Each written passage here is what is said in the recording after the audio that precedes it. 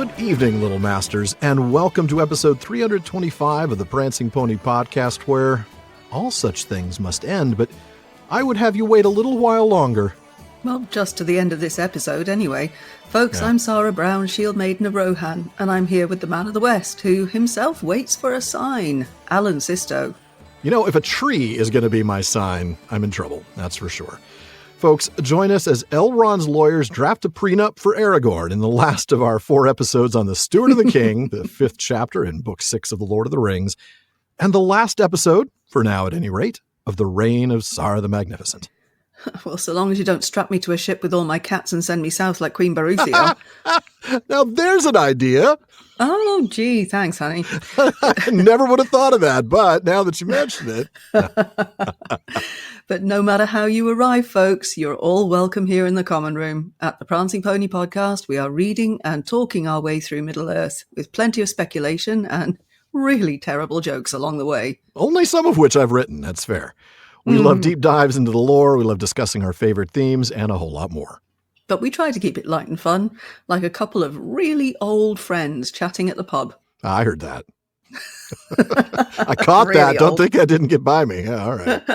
But we're so glad you joined us. We are, and I'm sure you'll be glad you joined as well. But before we get to tonight's chapter discussion, it's time to welcome my old friend of the common room, and that can only mean one thing: fan favorite Philology Faire. All right, Shawn, welcome back. And what do you have for us tonight? Thank you, my friend. It's good to be back. And kids listening at home, it is time to pull out those turntables and headphones and put on side 2 of Hemispheres by Rush, because we're going to be talking about the trees. Ooh, quadraphonic stereo. And you messed up my gag, man. I was going to say the maples want more sunlight and the oaks ignore their pleas. No, not those trees, Shawn. No, of course not. But you can't blame me for trying. Dude, I'd blame you if you didn't try. Exactly. Right. What'd I do? No, actually tonight we are going to be talking about trees, but we're going to be talking about the trees that Gandalf lists in the lineage of the sapling found by Aragorn. And we're going to be doing some word nerdery on their names. And in doing that, this is going to be fun. We're actually going to go all the way back to the beginning. Yeah, very good place to start. It is a good place to start. And we're going back to the beginning of the Legendarium and the beginning of this show. Wow. Because we're going back all the way to Telperion itself. Wow, that is a long time back. It is a long time, and it's going to feel like a long time, too. 8 years ago. Oh, yep. But before we do that, I also want to spend a little time learning more about this Quenya exclamation that Aragorn cries out when he discovers that sapling. Remember, he shouts out, "Yea, utúvienyes." So, Alan, we're going to start by talking about that, and I'm going to give you 2 guesses where I'm going next. Tolkien's Unfinished Index? Close. You said I get 2 guesses, so Parma Eldalamberon 17. Ding, ding, ding, ding. We have a winner. Yep. I'm trying to figure out what it means. Before we even get there, I'm just going to throw out a guess. Ow, I stubbed my toe. That's Did you know he actually broke it in this scene? He kicks that helmet and actually breaks his toe. Yeah. All right. No, sorry. No, it doesn't mean that. We are going to talk about what it means. All right. In just a bit. So, according to Parma Eldalamberon 17, yea, which is the first sentence or interjection that he says, means lo, like lo and behold. You know, it's an archaic way of saying, look at that, or whoa, what is that thing? You know, that's kind of what it means. And you really only hear it today in expressions like lo and behold. But, you know, you read enough old books and old poems, you're going to see it here and there. Okay. So yea is lo. And in defining this word, Parma Eldalamberon 17 references another issue of Parma Eldalamberon, actually Parma Eldalamberon 12, which contains the Quenya lexicon. Okay. And the Quenya lexicon has an entry for a word yeta, which means look at. So I believe what we're seeing here is that yea is a shortened form of this Quenya word yeta, which means look at. And that's kind of fitting because lo in English is also a shortened form of the word look. That's right. Or at least it's partly a shortened form of the word look. Actually, the Oxford English Dictionary says that lo is a merging of 2 distinct words. The first of which was Middle English lo from Old English la, which was an exclamation indicating surprise, grief, or joy. And the second was Middle English lo, which was probably a shortened form of loke or Old English loka, which is the imperative of look. So kind of two different words, one sort of just like an expression of surprise and one actually meaning look, kind of merged into this word lo. That kind of means look, but also a little bit of an element of surprise. Yeah. Okay. Quite, yeah. So just like lo is a shortened form of, well, at least in one of those words, it's a shortened form of look. Ye is a shortened form of yeta as opposed to Kanye, for instance. Yeah. Yes. Just the less saying. said about him, the better. Definitely. At this point. But yeah, all that money on a Super Bowl ad to film it with a phone. Anyway, we're moving on. Moving on. Oh man. Yeah, and it is kind of cool the way that works out. I mean, I suspect Tolkien probably did that on purpose. I mean, we'll never know for sure, but it seems like the kind of thing he would do, right? It does. Like, there's so few accidents. It really does. Yeah, exactly. And he knows lo is short for look, so he's like, well, if the elves had a word for lo, it would probably be a shortened form of their word for look. So it's going to be yay. So I like that. Yeah, I like that too. But now let's talk about the next thing that comes out of Aragorn's mouth, which is this word utúvienyes. Now, Parma Eldalambron 17 glosses that as I have found it, which of course is exactly what Aragorn says in Westron immediately afterwards. So it's translated right there in the text. Pretty much what it says on the tin. Yeah. Pretty much what it says on the tin. But I think we should spend a little time parsing out this verb form and figuring out exactly how we get I have found it from this one, admittedly pretty long word. So advanced word nerdery right here. Yeah, we're doing a little conjugation here. Man. All right. Show me. Little verb grammar here. Oh, don't tease me, bro. No, I'm going to deliver the goods, man. All right. So there's an editorial note from Christopher Gilson in Parma 17 here that sends us to a couple of other places in the document for details. I'm just going to give it to you all here. I'm not going to say, on page 300 it says paragraph 17, subsection B. Yeah. I'm just going to give you all the stuff. Right. So the root of this verb is tuv, T-U-V. Okay. And this is a verb root meaning to find. Interestingly, I just thought this was kind of fascinating. It's related to an older verb form in the Quenya lexicon, which is tuvu, which means receive or accept or take. So the verb meaning to find is also related to the verb for, to receive something or take something. Okay. So that's the root, and that's that tuv that's right in the, I guess, the second syllable of the word that Aragorn says. The next thing I'm going to talk about is the verb tense, which is the perfect tense of the verb. This is the tense that indicates an action that has just been completed. So in English, this is usually a verb that you say, I have done something, like I have found it, or I have made cookies. I don't know. I have arrived at home, whatever. Okay. Anything where we say I have done something, this is the perfect tense of the verb. And that's what we're seeing here in utúvienyes. But in Quenya, instead of forming that perfect tense by adding another word like we do in English, they actually not change the root, but they add a couple of things to the root. So according to Parma Eldalambron 17, the perfect tense of the verb in Quenya is formed by prefixed repetition and lengthening of the root vowel and suffix ie. You mind translating that for those of us who are only at word nerdery level 12 and below?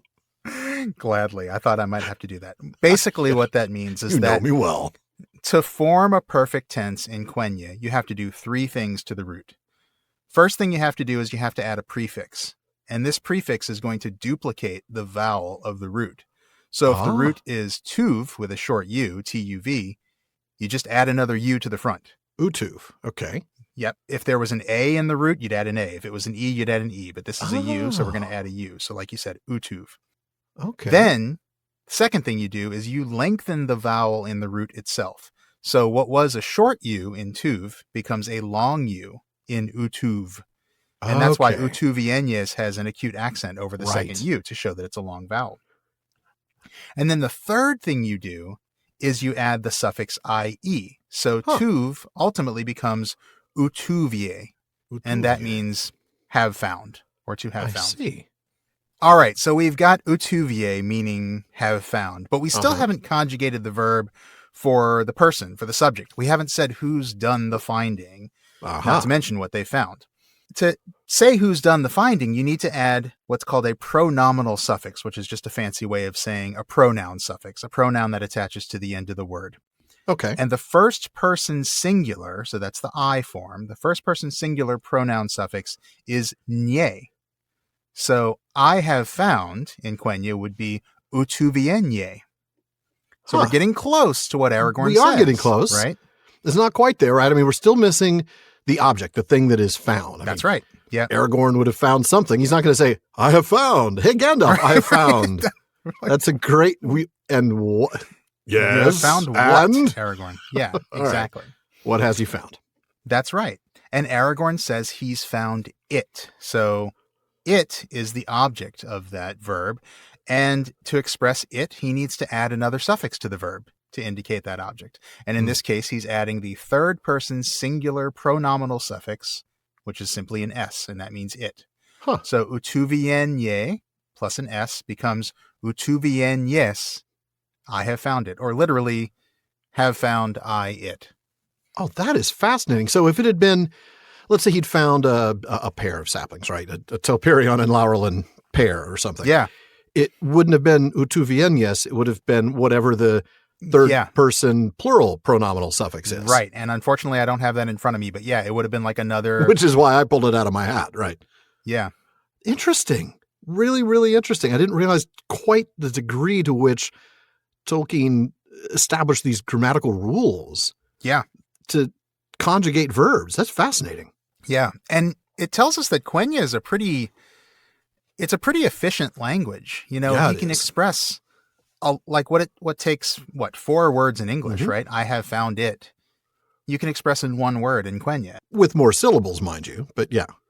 Yeah. Yeah. But yeah, it's still 1 word. Yeah, it is. And that's just because of the various suffixes and things that you can add to it. Now, one more thing I want to say about utúvienyes, and I would be disappointed in myself, as would my old classics professor, if I didn't point out that utúvienyes actually happens to be pretty much an exact translation of another word in English that you might hear someone shout out if they found something, and that word is eureka. Indeed. When you said I have found it, that was the first thing that came to mind. Yeah. Yeah.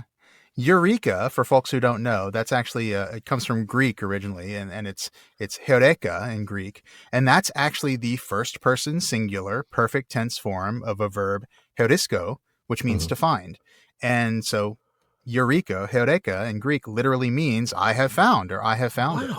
And for folks who don't know, the story behind that word is that supposedly that was what Archimedes shouted out when he got in his bathtub one day and he noticed the water level rose and he discovered the principle of displacement. I'm sure that's what he discovered in the bathtub. Archimedes. No further comment on that. Of course, I'm thinking of Eureka from the gold rush in California in 1859. Yeah, absolutely. Right? You know, Eureka. Yeah. So interestingly then, when Aragorn says utúvienyes, he's basically saying Eureka in Quenya. Yeah.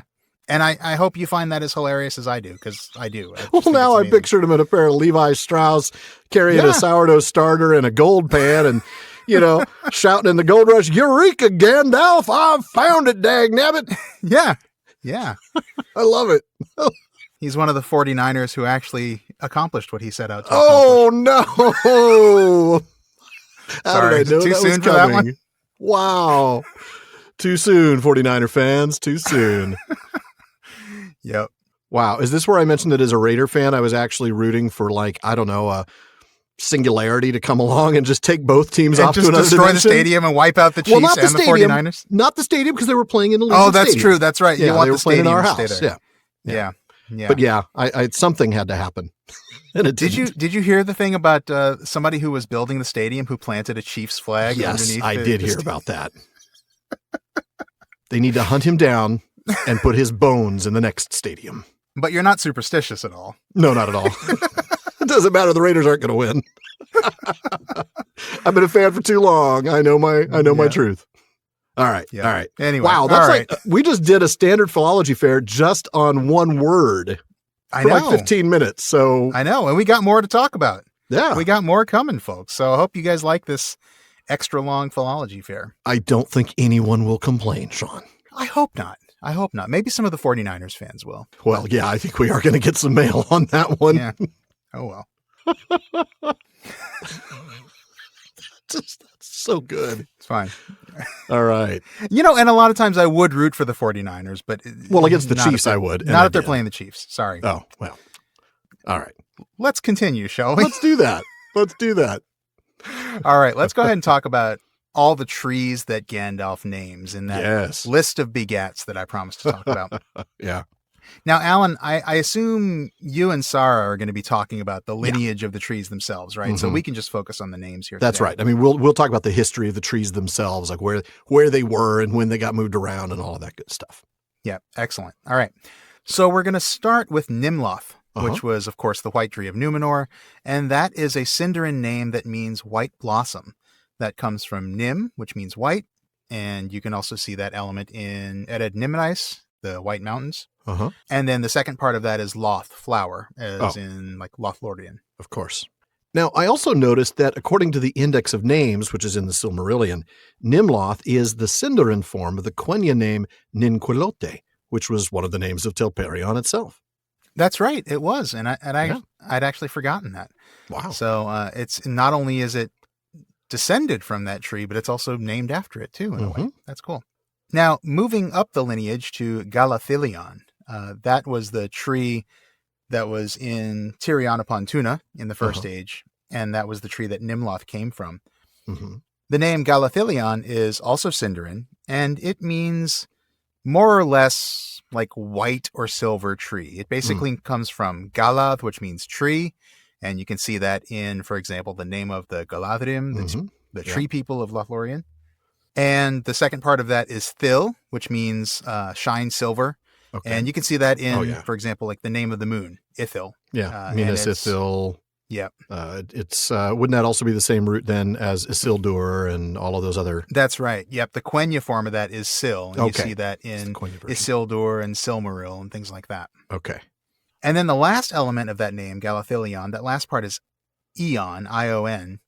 That's not as clear, but that's a suffix that shows up a lot in Elvish languages. It's usually either a patronymic, so like son of, or a genitive form, which is just simply like the of form. Like, well, you mentioned Silmarillion a moment ago, which uses that same suffix. Yeah, of the Silmarils. That's a good example of it as a genitive. Sometimes you see it like I said, son of, so like the name of Aragorn and Arwen's son, Eldarion, son of elves. Okay. That's a good example of it as a patronymic. And it plays that role in both Quenya and Sindarin. So Galathilion is probably literally son of the white/silver tree. Okay. Of the shining silver tree. Yeah. Right. Yeah. Okay. And that, of course, takes us right back to Telperion, which you said we were going to get to. And that is the white or silver tree itself, the source of the moon, which is why Ithil is named such. And that, of course, is the last tree named by Gandalf here in the chapter. That's right. He ends at the beginning. Yeah, I guess. Well, wouldn't you do that with the begats? You're going I guess backwards. That's true. You'd say, son of. Well, I guess it depends. If you're going with the begats, you'd begin at the beginning. But if you're going son of, son of, son of, son of, then you're going back up the chain. That's true. This isn't really so much begats, although I was being snarky when I said that. Yeah, it's more like, X son of Y, son of Z. Yeah. Right. Yeah. So let's talk about Telperion's name. Now, that name comes from Telepi or Telpe, which is the usual Quenya form of the word for silver, plus the suffix rion, which, again, not entirely clear, but it's probably another form of that same ION suffix we were just talking about. That makes sense. Related to. Yeah, exactly. It probably means something like of silver or related to silver, like silver, something like that. Okay. What I think is most interesting about this name is that word telpe itself, that word that means silver, because this word appears all over the Elvish languages in various forms.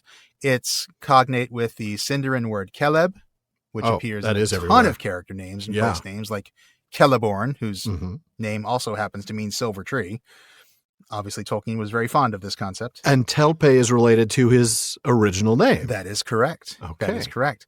And in fact, it's interesting you say that because his original name, shall we say it? Teleporno. yes, is actually a Telleran form. It's not a Quenya form. It's a Telleran form. Okay. And that's because, interestingly enough, so Telpe was not the original native Quenya word for silver. It was actually borrowed from Telleran.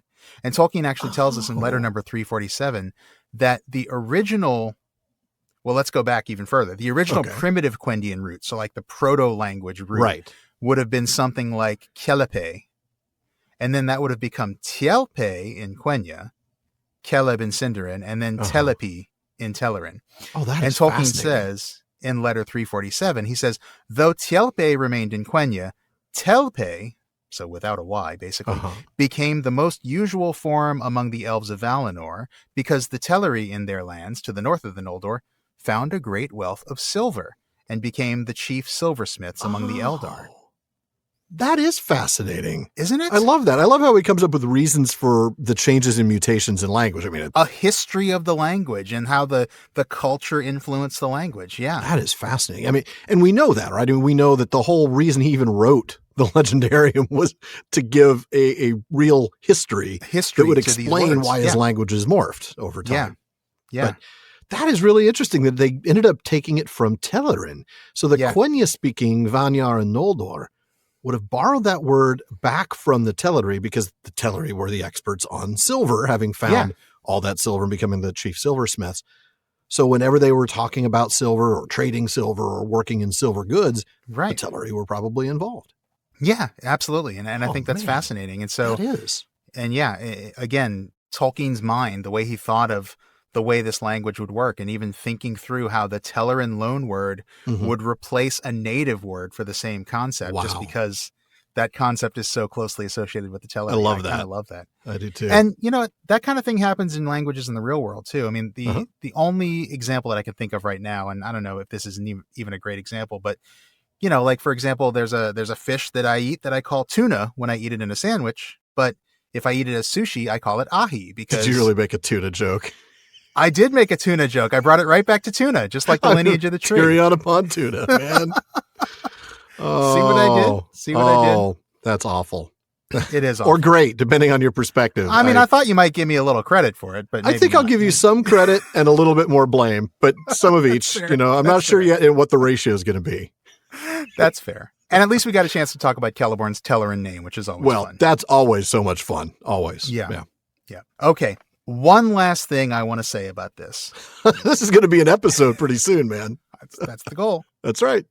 I noticed a trend in the names of these trees as we trace the lineage down from history. So follow me on this. Okay. The earliest ancestor, Telperion, has a Quenya name, right?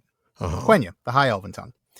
Then we have a couple of Sindarin names for the trees in Tirion and the tree in Numenor. It's Galathilion and Nimloth.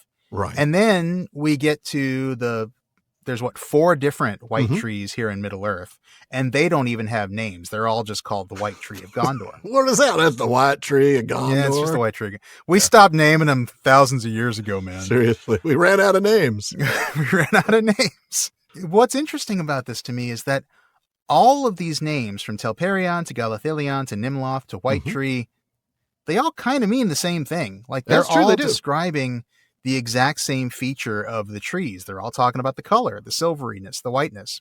Wow. A linguist, if I wanted to get really nerdy about this, and that's what you're why here would I for. stop now? Right. A linguist might say that the signified, the concept being conveyed, is basically the same in all of their names, because the thing being conveyed is their color. Their whiteness. We're never conveying like the fact that it's got a smooth bark or a rough bark, or that it has berries, or that it flowers in June or something. No. Right. It's always just the color. It's always about the silveriness, the whiteness. And so the signified, the concept being conveyed is the same in all of these names. Right. What changes from name to name is the word itself, the sound, the signifier, the language used. That is different from one tree's name to the next. And I think that difference is significant, even though the meaning is the same. Okay. See, Telperion, the oldest tree, the progenitor, the greatest of all trees, really. The start of this line, Yeah. It has the highest name. It has a Quenya name that goes back to Valinor. It's an ancient name, a noble name that goes back to the noble Quenya tongue. Galathilion and Nimloth, they're They're high, but they're not as high as Telperion. So No. they have lower names. They have Sindarin names. And that's Oh. a language that, in Tolkien's conception, very intentionally, is not Yeah. as high as Quenya. Correct. But it's still Elvish. Mm-hmm. And then you've got the White Trees of Gondor. They don't even They're have just names. the They're white just called the White trees. Tree. And they're called that in Westron, which, of course, is the lowest of all these languages. Fair. So higher tree, higher name, lower tree, lower name. And while the Man. meanings are all pretty much the same, the language tells us a little bit about the lineage of the trees. And it's just one of those things that you can pick out. If you know a little bit about the languages, you can That's pick out how these fascinating. names are showing the decline of this lineage over time. Huh. The lineage of the trees has declined as Middle-earth itself has declined. So hopefully there are words in the Black Speech for silvery white tree. Just trying to think of a language lower than Westron. I think it's firewood. I think that's what they call it in the Black Speech. Gosh. Yeah, exactly. Excellent stuff. Well, Shawn, thank you. This was fantastic. I always learn things when you do a Philology Faire, but I think I learned a lot. Like my brain hurts, so that's good. Well, if I can make your brain hurt, Alan, I've done my job for the day. No comment. No, thank you, man. It was fun coming back, and I really enjoyed doing this with you. Same. Hopefully we'll see you again soon. Indeed. Well, it is always a pleasure to have Shawn back on the show, but after a long intro like that one, we better go ahead and just get started. Sara, would you open us up tonight? I would love to. Okay. The hobbits still remained in Minas Tirith with Legolas and Gimli, for Aragorn was loath for the fellowship to be dissolved. At last all such things must end, he said, but I would have you wait a little while longer, for the end of the deeds that you have shared in has not yet come. A day draws near that I have looked for in all the years of my manhood, and when it comes I would have my friends beside me. But of that day he would say no more. In those days the companions of the ring dwelt together in a fair house with Gandalf, and they went to and fro as they wished. And Frodo said to Gandalf, "Do you know what this day is that Aragorn speaks of? For we are happy here, and I don't wish to go, but the days are running away, and Bilbo is waiting, and the Shire is my home."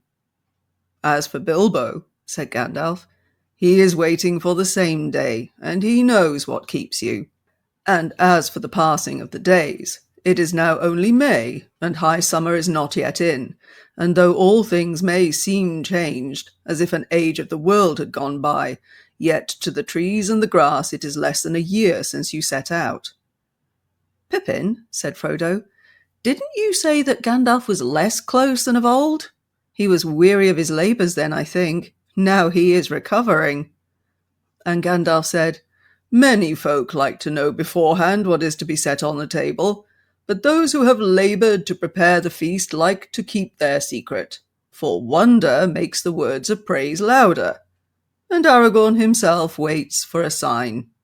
Well, first I'm going to disagree with Gandalf about the whole wonder makes the words of praise louder. If I get served something I don't like, you're not going to want that to happen. So you better let me Kind of nice know. to have a heads up, right? Yeah. I mean, if you're serving, you just rather, trust me, you'd rather I not even be there. Anyway. All right. So we hit the fast forward button. We move ahead a week. It's no longer the 1st of May. It's now the 8th of May. But we also hit the fast forward button by not reading this first paragraph. Mm-hmm. Now, after celebrating with Aragorn for a week, it's time for the Rohirrim to leave. Now, at least this means Faramir and Éowyn did get a week together before she and Éomer had to head home to Rohan, so that's a plus. That's true. Yep, and interestingly, the text says that Elladan and Elrohir rode with the Rohirrim as well. Yeah. So in the Tale of Years, Appendix B, while not providing a whole lot of detail, it does at least explain why they're setting out. In June, they'll meet their sister Arwen, who is on her way down from Lothlorien for some summer festivities. Yeah, a little swimming in the Anduin, I think, right? Isn't that what's something going like on? that. Something like that. Mm-hmm. So now we're not told what they do for the about 5 weeks between now and June 14th when they are said to meet Arwen and her escort. But one imagines them being a help to King Éomer. Don't you think so? I mean, they're going to be assisting him in some way. Absolutely, and it's not like King Éomer doesn't need all the help he can get, considering the job he's got to do. Exactly. I mean, because they could have easily just wandered with them and then immediately left Edoras to go up to Lothlorien, meet the escort there, and then come back with them. But they didn't meet the escort until the 14th, so. Right. So, and I'm pretty sure it's not because of the rocking festivities that Éomer is throwing at Edoras. I don't know that there are any parties going on right now. It's full rebuild mode. Yeah. I think they're a little bit too busy. So also note that they rode off by the North Way. Now, Hammond and Skull's Reader's Companion points out that in Tolkien's Unfinished Index, he describes this as the road from the gate to the Ramas to join the West Road.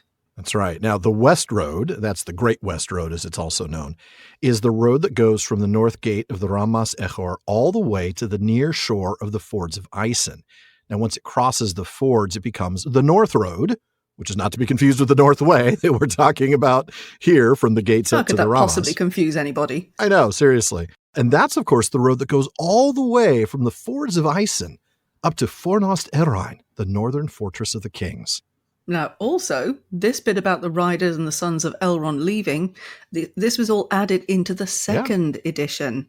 That's right. So the people are there to honor the Rohirrim and the sons of Elrond as they depart before the ones that live in the city get back to work. Because, of course, the task of rebuilding and, as the text tells us, removing all the scars of war, well, that's going to take a whole lot of effort and time, right? Oh, it sure will. We talk about Éomer going back to help rebuild Rohan and get them back on their feet. It's the same thing here. I mean, they've lost a lot of their best men. They're just trying to get their civilians settled back in. And the city has been damaged badly, especially the first level where the fires were just everywhere. Yep, the city's taken a pounding. Yeah, it really has. So much of it is stone, and it's not a work of a moment to replace stone edifices, stone buildings that have been smashed into smithereens. That's correct. And, granted, there's an advantage in the sense that means maybe not as much was damaged by the fires, but anything that was damaged is going to be a lot harder to replace than just a wood building that you can throw up in a few hours. I mean, this is going to be a lot of quarrying of stone. It's going to be a lot of, demolition work and getting rid of anything that's too badly damaged to use again. This is a hard task, and it's a task of time. I mean, it just doesn't matter how many people you've got working on this. It's not going to be done overnight. And it's a task of skill as well. Yes. Because, not everybody can just, I'll just put up a building out of stone. No problem. Right. Not everybody's a stone worker. No, that's a very good point. And of course, you also have the very real effects of wartime trauma. I mean, imagine you're a civilian. You've come home. You find your husband has died on the battlefield. You and your kids have just come back, and your house has been burned. This is a hard time for a lot of the people of Minas Tirith. It's going to be a difficult grind to get this city back up to par. But of course, if anybody's up to leading the people to do it, it's going to be Aragorn. So. Oh, totally agree. Absolutely. But you're right about the fact that, all the civilians come back, and what are they going to find? I mean, in the meantime, where are these civilians who've lost their houses and their possessions? Where are they going to live? Yeah. So, somebody behind the scenes is doing a heck of a lot of organizing here because, these people, many of them will be essentially homeless and possessionless, and they need to be cared for while things are rebuilt.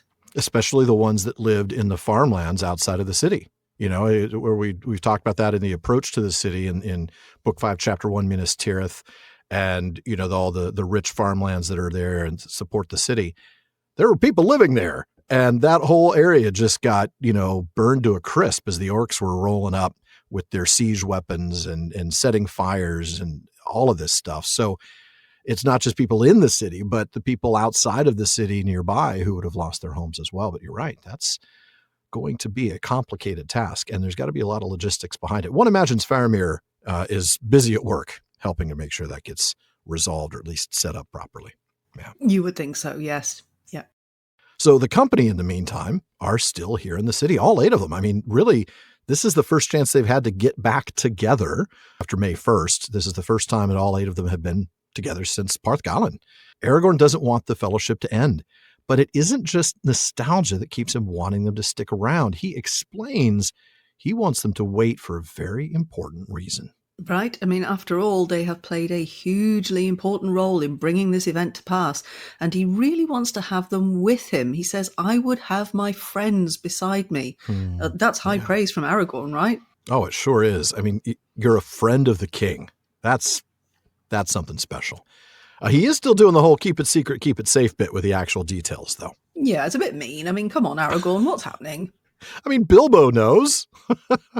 I think, honestly, it's a bit unfair because how do you know what kind of clothes you might need for something? You've got to go shopping. You've got to get things in place. Not that there's a lot of shopping available for the hobbits in this town.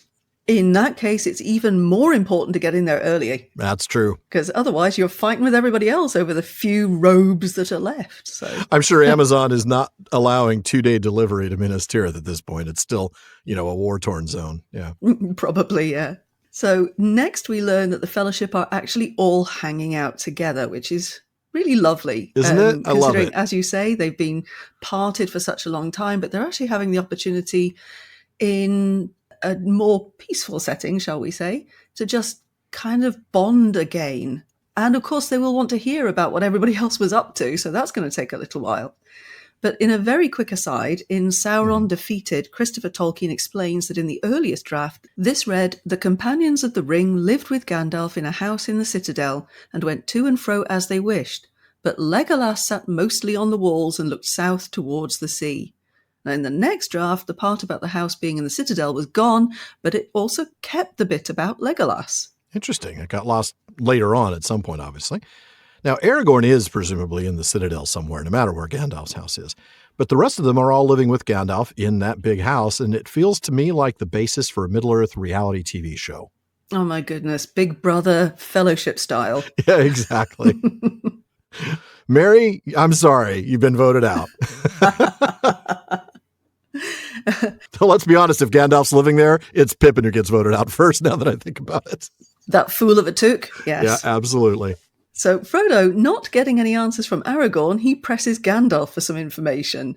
Do you know, it's not like we want to go, but Bilbo isn't getting any younger, and, well, I did this for the Shire, and it might be good to get back. Yeah, that's a good point. Nothing. He's right. Mm-hmm. I want to make one other observation real quick before we go on. The company or fellowship is actually called the Companions here with a capital C for the first time. It's not the last time, but I love it. I feel like, okay, we've gone from... Well, honestly, they're not called the Fellowship all that often, are they? They really call the company far more often in the text. Mm-hmm. But I love this. They're the Companions. There's a real semantic difference here, isn't there? I mean, the company is just a collective noun for a bunch of people. Yeah, Thorn and company. Yeah. Exactly.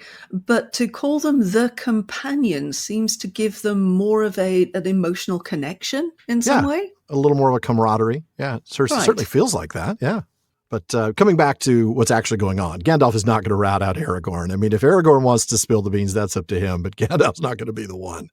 He addresses Frodo's concerns about Bilbo first. Look, I know Bilbo's not getting any younger, but he's waiting for the same day. He knows what's going on. Like I said before, it's too bad Frodo can't just text him and ask, but right. Technology. Wouldn't that make life easier? We just need a handy Palantir, that's all. Mm-hmm. Can I just borrow the Palantir? No? Okay. Then you have to learn how to use it, make sure you're oriented in the right direction, put the pole in the right spot.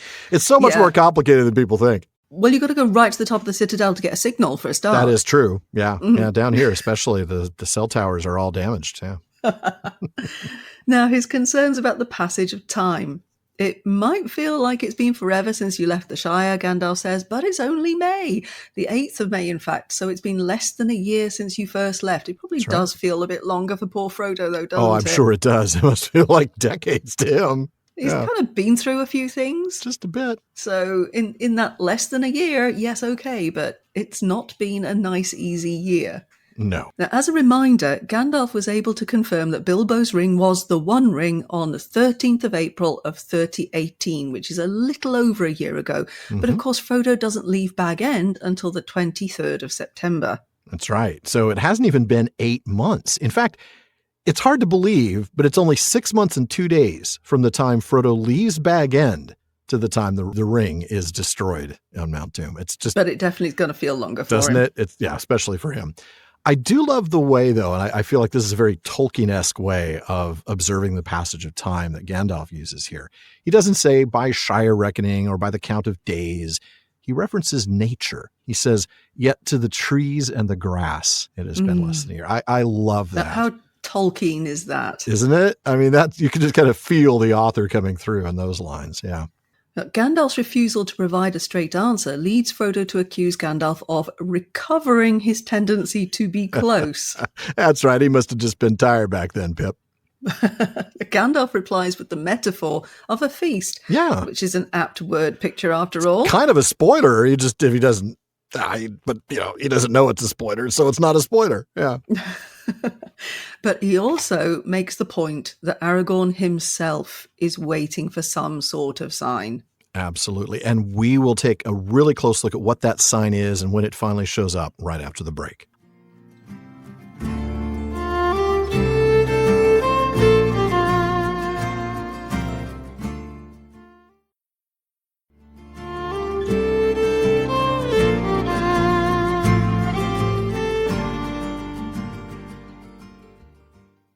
Now, we'll get back just in time for a long morning hike in just a moment, but first we want to remind you there's a lot more talk going on at the Prancing Pony podcast than just us. Yep, the PPP has an amazing listener community. They're always coming up with great questions and discussions across all our social media spaces. Check out our common room on Facebook, our dedicated subreddit, Twitter, and more. On Facebook, just look for the Prancing Pony podcast. Follow the page to get the news and the new episode releases, but you're going to want to join the group to get involved in some really great discussions. Yes, or if you prefer Reddit, find us there at r/PrancingPonyPod. On Twitter and Instagram, we're simply at Prancing Pony Pod. And if you haven't picked up the book that Shawn and Alan wrote, Why We Love Middle-earth, well, what are you waiting for? It's a welcome mat for new fans of Tolkien, as well as a friendly roadmap for Middle-earth veterans. With sections on the books themselves, adaptations, and the fandom, there's something for everyone, including an audiobook narrated by... Who narrated it? That would be me. Yes, it would. It was a lot of fun, too. So, yeah, seriously, folks, just go get it. Audiobook, print book, ebook, whatever you want. And if you want daily Tolkien content, please be sure to check out today's Tolkien Times on YouTube and all your favorite podcast apps. It's a short format daily show with everything from Tolkien Tuesday to Third Age Thursdays. And be sure to check it out at youtube.com/@TolkienTimes and follow @TolkienTimes on all your social media. Okay, but for now, though, let's get back to the patiently waiting Aragorn. It's only been 80-odd years. I don't know why it's getting so grumpy about it. It's only a couple extra weeks and then a whole ad break and, another half hour. I mean, what can we say? Now, Alan, would you pick up where I left off? I will. There came a day when Gandalf could not be found, and the companions wondered what was going forward. But Gandalf took Aragorn out from the city by night, and he brought him to the southern feet of Mount Mindolluin. And there they found a path made in ages past that few now dared to tread. For it led up onto the mountain to a high hollow where only the kings had been wont to go. And they went up by steep ways until they came to a high field below the snows that clad the lofty peaks, and then looked down over the precipice that stood behind the city. And standing there, they surveyed the lands, for the morning was come. And they saw the towers of the city far below them like white pencils touched by the sunlight. And all the vale of Anduin was like a garden, and the mountains of shadow were veiled in a golden mist. Upon the one side, their sight reached to the grey Emin Muil, and the glint of Rauros was like a star twinkling far off. And upon the other side, they saw the river like a ribbon laid down to Pelargir, and beyond that was a light on the hem of the sky that spoke of the sea. And Gandalf said, "This is your realm, and the heart of the greater realm that shall be. The third age of the world is ended, and the new age is begun. And it is your task to order its beginning and to preserve what may be preserved. For though much has been saved, much must now pass away, and the power of the three rings also is ended. And all the lands that you see, and those that lie round about them, shall be dwellings of men. For the time comes of the dominion of men, and the elder kindred shall fade or depart." "I know it well, dear friend," said Aragorn, "but I would still have your counsel." "Not for long now," said Gandalf. "The third age was my age. I was the enemy of Sauron, and my work is finished. I shall go soon. The burden must lie now upon you and your kindred." "But I shall die," said Aragorn, "for I am a mortal man, and though being what I am and of the race of the West unmingled, I shall have life far longer than other men, yet that is but a little while. And when those who are now in the wombs of women are born and have grown old, I too shall grow old. And who then shall govern Gondor, and those who look to this city as to their queen, if my desire be not granted? The tree in the court of the fountain is still withered and barren. When shall I see a sign that it will ever be otherwise? It's a good question. Well, yes, indeed. Do you know what always strikes me about this little bit here, and apart from the wonderful conversation between Gandalf and Aragorn, it's the loving way in which Tolkien lingers on the descriptions of the landscape before the conversation actually It's so happens. beautiful, isn't it? You can really see it. You close your eyes and you're there. Yeah. Right. Yeah. It is beautiful. So it always is with Tolkien, though. I mean, his descriptions of the landscape far outmatch any descriptions of any person. Seriously, that is true. You might not know what a person looks like, but you sure know the place they're standing in. Yeah. Absolutely. Yeah. So, to come back to what you were actually reading, there came a day. Now, according to the Tale of Years, it is the 25th of June. So let's catch up with what's been going on. How do you put it? Elsewhere in Middle-earth? Yeah, that is. It's just not enough for a full intro, especially since Shawn and I spent forever talking about the names of the trees. But it is worth looking over the short one-line entries in Appendix B that cover what's happened between the 8th of May and the 25th of June. And we'll start with May 20th. That's when Elrond and Arwen, who had left Rivendell on May 1st, the day of Aragorn's coronation, like we talked about last episode, they arrive at Lothlorien, and then they leave with their escort a week later on May 27th. Right, now on the 14th of June, Elladan and Elrohir meet the escort and bring Arwen to Edoras, where they apparently have a very short rest before setting out for Gondor on the 16th of June. Boy, they were in a hurry. They were in a rush, yeah. And that's it, because today is June 25th, and Arwen is on her way, but is still 6 days out, which is a detail not yet known to Gandalf or Aragorn. Yeah, I mean, there have been no messages going back and forth. In fact, Aragorn obviously doesn't even know Arwen's coming, because that's the whole point. He's looking for a sign, as we'll get to at the end of this particular point of the discussion. So back to the text, the company, or companions now, are looking for Gandalf, maybe to keep pestering him about what they're waiting for, but the fact is he's nowhere to be found. Right, but it turns out he's taken Aragorn out in the middle of the night, and no, they've not gone clubbing. They've gone to the southern foot of the mountain in order to climb a path to a high hallow. The text says this is a place where only the kings had been wont to go. And there's something in the letters that we want to bring in here, right, Alan? Absolutely. And this is going to be from letter number 156. It's a draft to Father Robert Murray. Now, there are a lot of really great lore tidbits in this letter, but this moment in the text reminded me of something I'd read. And so here it is. Tolkien has just explained the downfall of Numenor, and he's compared the faithful and their salvation from the downfall as a kind of Noachian situation, basically like Noah. Right. Now, he writes that they established a kind of diminished memory of Numenor in exile on the coasts of Middle-earth, inheriting the hatred of Sauron, the friendship of the elves, the knowledge of the true God, and, less happily, the yearning for longevity and the habit of embalming and the building of splendid tombs. They're only hallows, or almost so. Almost so indeed. Tolkien goes on to explain in the letter that the hallow of God and the mountain, that is the sacred place atop the Men Altarma, was gone, and that Eru, while important to Numenorean philosophy and a prime fact in their conception of history, did not have a hallowed place at the time of the War of the Ring. But then we get a reference to this moment in the text, as Tolkien explains.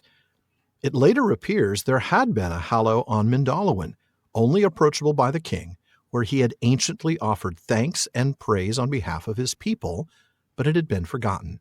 It was re-entered by Aragorn, and there he found a sapling of the white tree, spoilers, I guess, and replanted it in the court of the fountain. Now, Tolkien even tells us what the future of religious expression might have looked like under Aragorn. It is to be presumed that with the re-emergence of the lineal priest kings, of whom Luthien the Blessed Elf Maiden was a foremother, the worship of God would be renewed, and his name or title be again more often heard, but there would be no temple of the true God while Númenórean influence lasted. That's right, and we've talked about that before. The only temple ever made, really, by the Númenóreans was the temple to Morgoth that they built under the influence of Sauron. They did not build temples to Eru. Right. This hollow is described as being high up above the level of the city itself, but still below the snow levels of Mindolluin, which, as it is the 25th of June, or probably the 25th of June, we'll get to that in a little bit, is presumably rather high. And you know me, folks, that makes me wonder how tall Mindolluin must really be. Of course it does. I got to look at the science. So in letter 294, Tolkien explains that if Hobbiton and Rivendell are taken as intended to be at about the latitude of Oxford, then Minas Tirith, 600 miles south, is at about the latitude of Florence. The mouths of Anduin and the ancient city of Pelargir are at about the latitude of ancient Troy.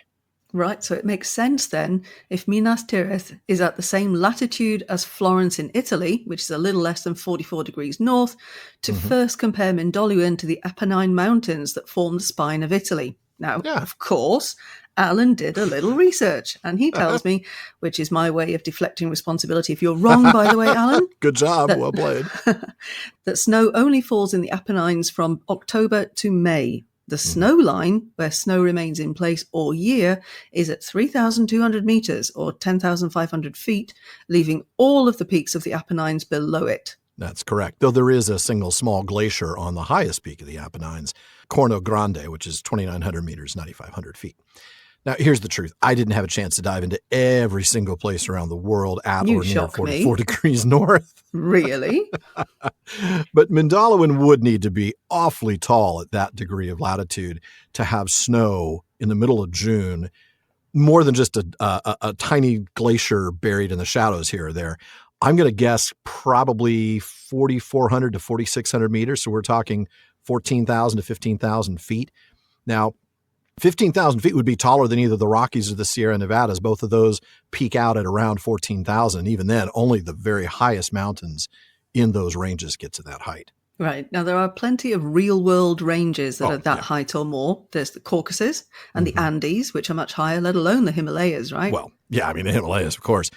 And since the White Mountains are named for their snow-clad peaks, it's pretty clear that this east-west range that runs at that 43 to 44 degree north latitude is consistently tall throughout the range. Now, with that spectacular view from this hollow, which I mentioned earlier, Tolkien's great description of it, Aragorn and Gandalf look out over the world, and they're so high up that the towers of Minas Tirith look like white pencils beneath them. Now, come on. Now, this was a pretty impressive mountain climb in the pre-dawn hours, given that Aragorn is 88 years old. It is. I mean, but come on. Gandalf's like 2,000, so whatever, Aragorn. You're just a kid. Okay, that's fair.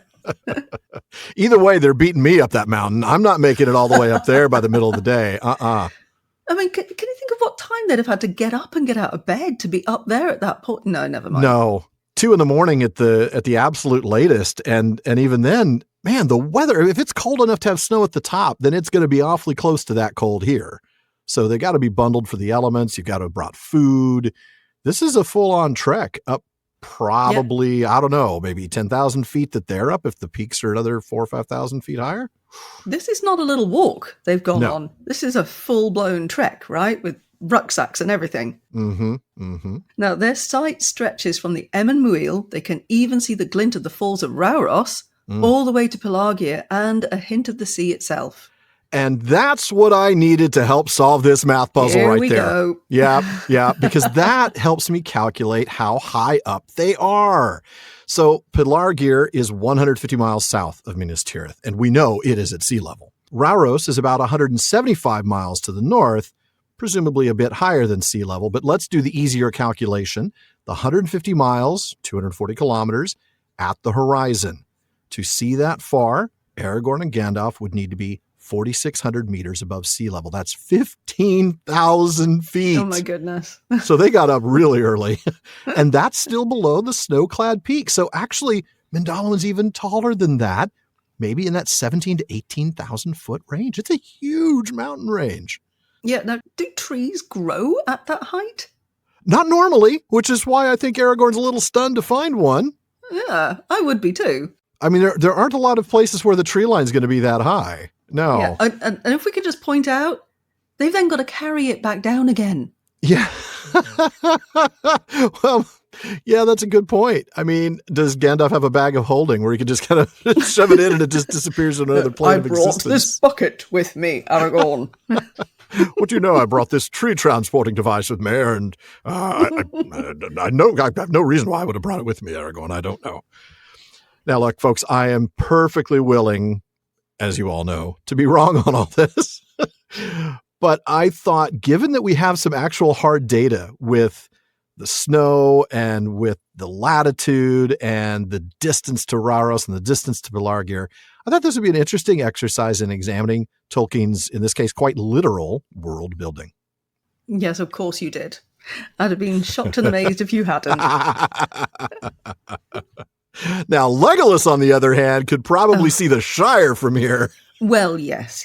What do his elf eyes see? But never mind that. Goodness. Regardless of exactly how high up the mountain they are or how high the mountain itself is, yada, yada, yada. Let's not lose sight. Ooh. Pun not intended. Did you really have to give me that line, Alan? Did you really have to throw me under the bus, Sara? Yeah, how do those wheels feel? Yeah, that was good. Now, let's not lose sight of the point of Gandalf taking him up here as the wizard begins to explain. Sorry, not sorry. Now, he starts out by trying to explain to Aragorn, this realm is yours, you know. One day, lad, all this will be yours. What? The curtains? Not that I could ever see Aragorn talking like that guy, but that's brilliant. I love it.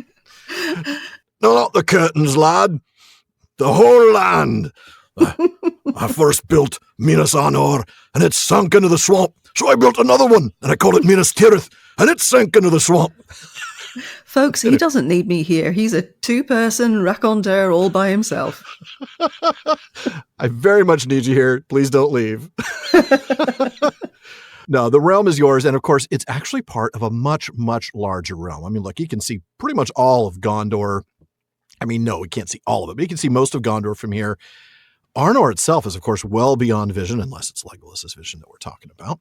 But yeah. Gandalf goes on, it's an entirely new age of the world. And you, Aragorn, are the one tasked with getting this fourth age off on the right foot and to save what can still be saved. Just right. a, small task with no pressure. Yeah, no pressure at all. You're pretty much responsible for the entirety of the world now. Because guess what? The power of the three rings is also ended.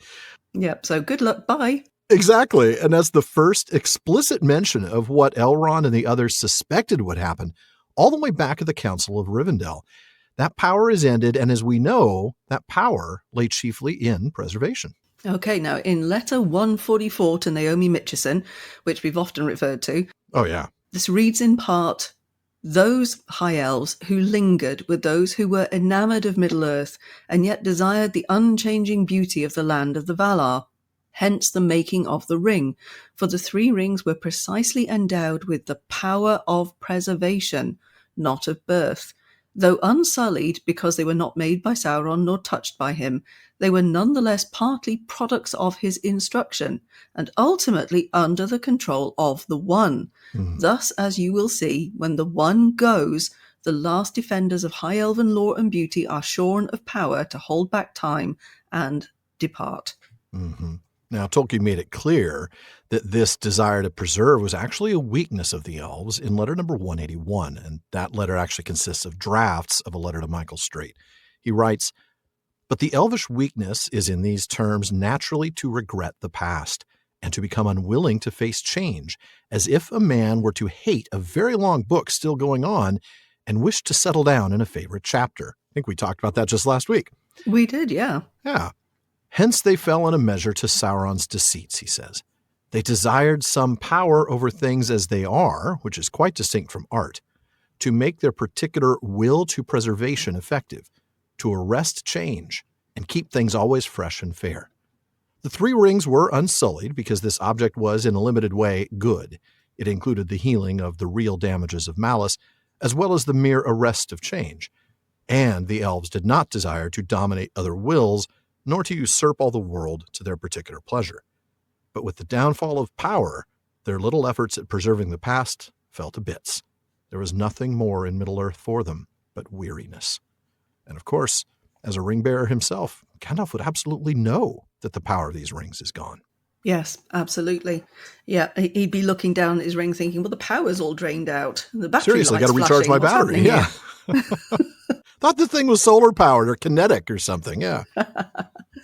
Now, with that power gone, Gandalf explains, the elves will fade away, and it is now time for the dominion of men. The followers, the aftercomers, the usurpers are now the ones who'll be in charge. Got any other of those wonderful names that the elves gave men? Yes. All right, well, that's nice. Could you not think of something better than the usurpers? Yeah, they had I like Children of the Sun. That's a good one. But that's a good one. The Night-Fearers, not one I liked. No. Tolkien talked about this, not those names specifically, but you know what I mean, in letter number 131. Now, I think this is one of your favorite letters. Am I wrong about that? That's part of the Prancing Pony podcast drinking game, but please, folks, we recommend you drink water for that. It's also the middle square on a bingo card, I'm pretty sure. That does not surprise me. So if you are raising a drink, try to do this responsibly.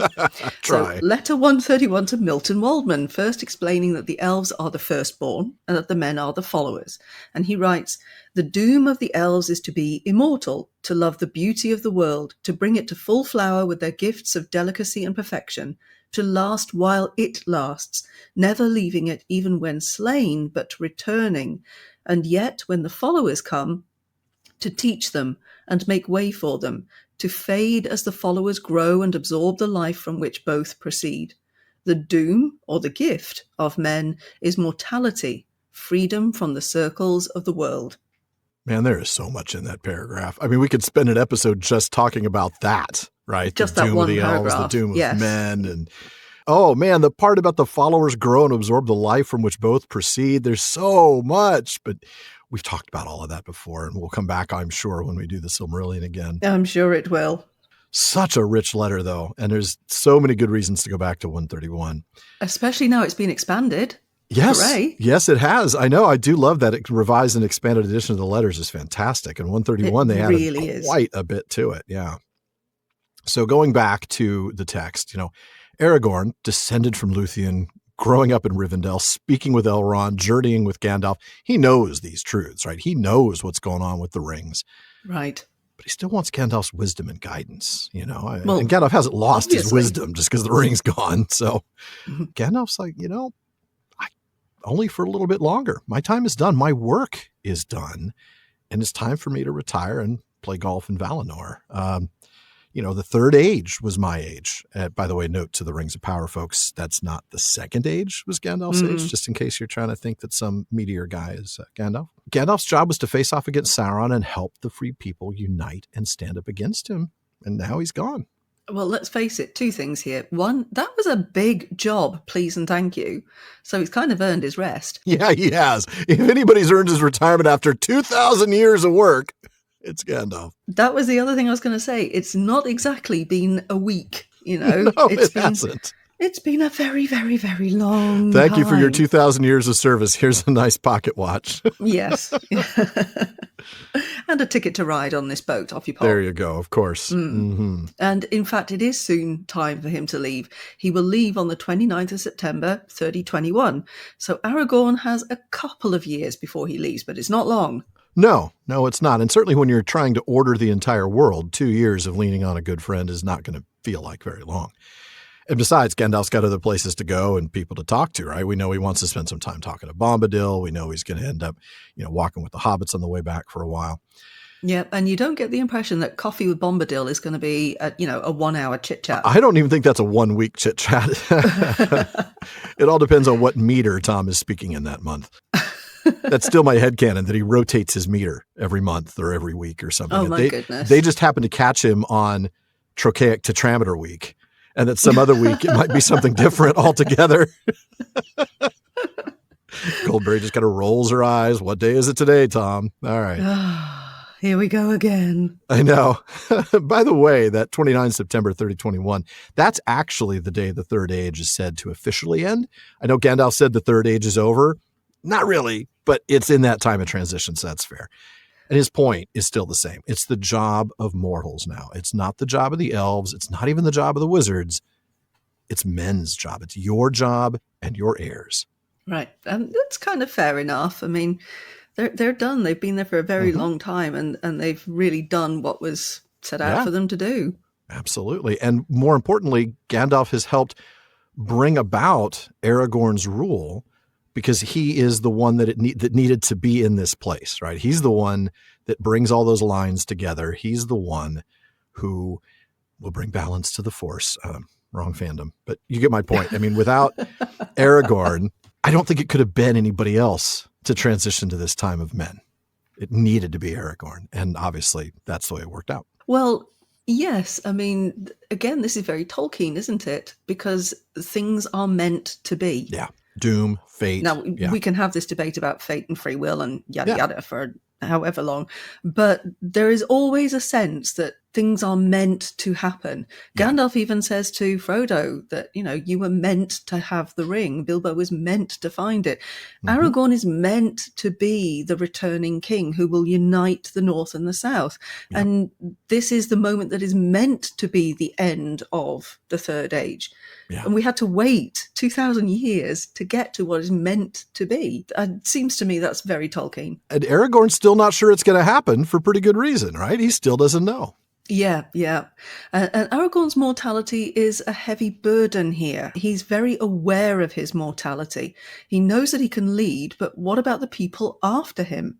That's a very good question. Or will there even be people after him, right? I mean, he does not know that Arwen's coming. And unless there is some sort of sign, some sort of indication to him that this is going to be fulfilled and he's going to have an heir, at this point, he has no prospects for an heir. So I can rule, but then what? They're kingless again. Yeah. So this is really important. Arwen might have got on a boat for all he knows. Yeah, he does not know. There's just, Elrond might be like, you know what, on second thought, that's not enough. King of Gondor and Arnor, sorry. I mean, that's nice, but you're still immortal. It's nice, but it's still a bit temporary for me. It is, yeah. I mean, you're only going to be king for another 120 odd years. Then what? Yeah, I mean, that's a week in elf years. Exactly. Yeah. So Aragorn goes on to say that he is of the race of the West unmingled, but I want to look a little bit closer to that claim. Is he? Recall that the lines of the House of Anarion and the House of Isildur were reunited in the marriage between Arvedui, the last king of Arnor, and Firiel, the daughter of King Ondaher. Now, Ondaher was the 31st king of Gondor, but 10 generations previous, King Eldakar was the son of the Gondorian king Valakar and his wife, Vidumavi, the daughter of the Northman king. So the Gondorian line stopped being pure after the 20th king of Gondor. And the Arnorian line, therefore, which may have been pure up to that point, was no longer pure because Arvedui married into that, and therefore Arvedui on down in the line of Arnor was no longer pure.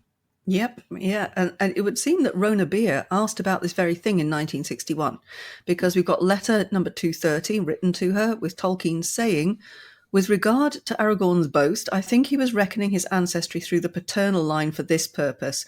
But in any case, I imagine that Númenóreans, before their knowledge dwindled, knew more about heredity than other people. Now, to this, of course, they refer by the common symbol of blood. They recognized the fact that in spite of intermarriages, some characteristics would appear in pure form in later generations, and Aragorn's own longevity was a case in point. Excellent answer. Of course it was. It's Tolkien's answer. Even Gandalf had pointed out that in Denethor and Faramir, the blood of Westernesse runs nearly true. So certainly the idea that characteristics appear in pure form, even in spite of these intermarriages. And, Denethor and Faramir were never of a line as pure as the line that Aragorn would have been descended from.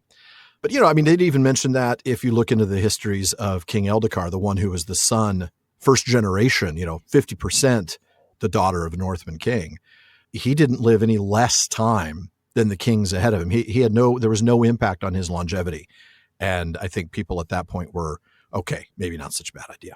Anyway, Aragorn's comments about the length of his life to come are accurate, right? He's going to be old about the time that these unborn children today are going to be old. In fact, most of them will die before he gets old. Right. So we read in the Houses of Healing last season that the span of their lives, Gondorians that is, had now waned to little more than that of other men, and those among them who passed the tale of 50 years with vigour were grown few, save in some houses of purer blood. Now, Aragorn is currently 88. He's going to live to be 210, so he's still got 122 years to go. That's a very long time. So yeah, it's more like when the kids who are going to be born soon are born and grow old and die. then he'll start to grow old. I mean, he actually has a good long Right. time to go. And that's if they live to a fairly decent age themselves. Right. That's absolutely true. I mean, 100 years, there's very few of them who pass 100 years with vigor. I'd be perfectly content to live 100 years with vigor. Yeah, that'd be fine by me. Yeah. That'd be okay. Yeah. As long as it's with vigor, right? Oh, yeah. I'm not even sure if I have vigor now. Am I going to hit 60 with vigor? I'm not sure. But, if I can, that's good. Maybe I'll be done with the podcast by then. Who knows? Oh, I don't know. I think there's still plenty you could be doing. I hope so. Well, concerned for the future of his people and his nation, he refers to the significance of the tree in the court of the fountain, wondering about a sign. And the sign about the tree is the same sign that Gandalf was referring to earlier regarding Aragorn's hope to marry Arwen. It's symbolic of his dynasty, right? He really does appear to have connected his current unmarried status, that is, I don't have an heir and I'm not in a position to produce an heir, to the lack of a living white tree, as we're going to see at the end of the next passage. That's interesting. Like, he has a lack of confidence here about Arwen that I'm a little bit surprised in. Yeah, I can see that it's maybe a lack of confidence. It's also the fact that Arwen is in so many ways so far above him. Oh, yeah. And also she has the choice. Mm-hmm. And perhaps he just can't see someone like Arwen making the choice to give up her immortality, or whatever we're going to call it, to be with him for just a breath of time, as it would be to an elf. Why would she do that? And yet she's already made that choice. I mean, as we read in the tale of Aragorn and Arwen, she made that choice when she plighted her troth at Caren Amroth all those years ago. That choice was already made. Yeah, but still, doesn't mean someone can't change their mind or have their mind changed for them. That's true. Because, if you stop and think about it, that means she's never going to see her father again. She's never going to see her mother again. Yeah. Eventually her brothers will also pass into the West and she'll never see them again. Well, and even if they chose to be mortal, then they will die just like she will. So in either case, she's saying goodbye to all of them. Yeah. Right. Exactly. And you're right. You look in what it goes on in the tale of Aragorn and Arwen, and maybe we can understand why Aragorn is not 100% confident that Arwen is going to do all of that and give up all of that. There's probably a part of him that kind of hopes for her sake she does it, but, he does need an heir. Yeah, I mean, it's kind of what you do when there's someone you truly love, is you want the best for them. And if he thinks that the best for her really is to pass into the West so that she can live out the elven life rather than the very short, comparatively mortal life, maybe we can see that. Yeah, maybe. And then, of course, you connected this to the lack of a living white tree. And we all know what the symbolism of that white tree has been all the way back to the time of Numenor. So, Oh, good stuff. Well, speaking of trees, Sara, would you read the next passage for us? I would love to. Turn your face from the green world and look where all seems barren and cold, said Gandalf. Then Aragorn turned, and there was a stony slope behind him running down from the skirts of the snow. And as he looked, he was aware that alone there in the waste a growing thing stood. And he climbed to it, and saw that out of the very edge of the snow there sprang a sapling tree no more than 3 foot high. Already it had put forth young leaves, long and shapely, dark above and silver beneath, and upon its slender crown it bore one small cluster of flowers, whose white petals shone like the sunlit snow. Then Aragorn cried, Yea, utúvienyes, I have found it! Lo, here is a scion of the eldest of trees! But how comes it here? For it is not itself yet 7 years old. And Gandalf coming looked at it and said, Verily this is a sapling of the line of Nimloth the Fair, and that was a seedling of Galathylion, and that a fruit of Telperion of many names, eldest of trees. Who shall say how it comes here in the appointed hour? But this is an ancient hallow, and ere the kings failed or the tree withered in the court, a fruit must have been set here. For it is said that, though the fruit of the tree comes seldom to ripeness, yet the life within may then lie sleeping through many long years, and none can foretell the time in which it will awake. Remember this, For if ever a fruit ripens, it should be planted, lest the line die out of the world.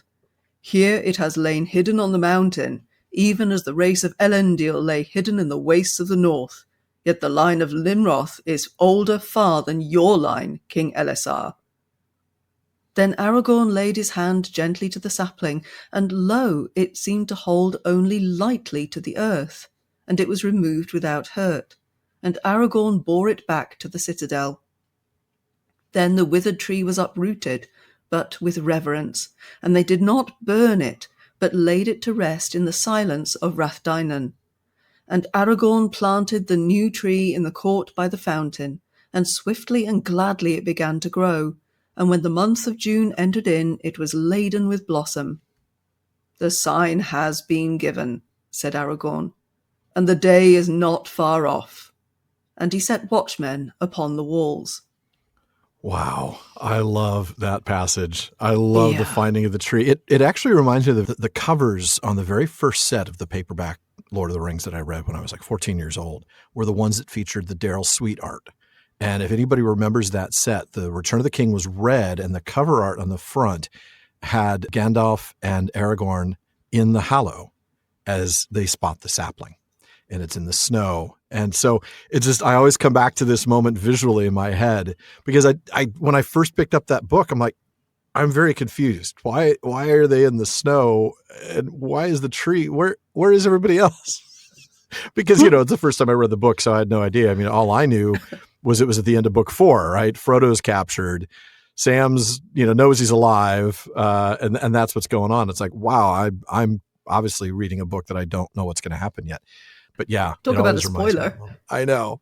Well, the whole title of the book, The Return of the King, is a bit of a spoiler. Is a great spoiler, yes. I know. It's why he didn't want to call it. It's why he wanted all of them just in one book. Thank you very much. Yeah. Well, going back to the beginning of that, in response to Aragorn's question about when am I going to see this sign, Gandalf may have said he won't be able to provide counsel for much longer, but he does give Aragorn some good advice here in answer to that question, doesn't he? Yes, he does. He says, you need to look away from where you think such a thing might be, the green world, and where he would suspect such a thing could never be, where it's barren and cold. Yeah.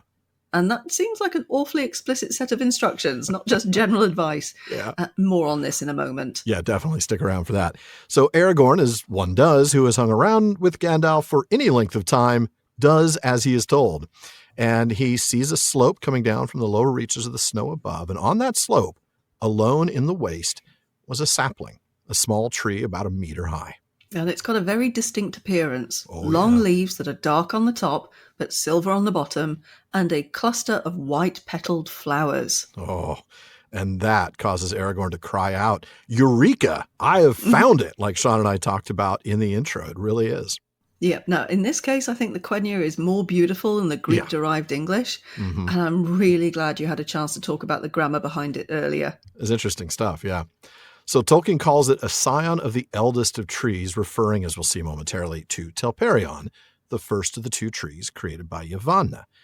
Now, Aragorn also points out the age of this sapling, not yet 7 years old. Apparently, he's also an amateur arborist along with all the others. Is there nothing this man can do? Seriously. Oh, yeah, this tree, it's 6 years, 10 months, and 3 days old. Without even looking at the rings. Don't want to cut this tree down to find out how old it is. That's a bad idea. It means that sometime in late 3012, this sapling began to grow. Now, for reference, nothing of note really took place between 3011 and 3013. I looked in the Tale of Years to see. So we can't really tie this to some other event. And we'll see, of course, that its age has nothing to do at all with when it was planted. It was planted long before that. Right. Now, Gandalf's reply is kind of intriguing. Yeah. Because he does not seem surprised at all. I mean, ostensibly, Gandalf brought Aragorn up here to talk about the transition to the Fourth Age and the dominion of men. But did he know this tree was here? Or did he suspect it could be here? And if he did, why? Why here? And if he did know, is this a sign from the Valar? Is it his own knowledge or experience? What do you think?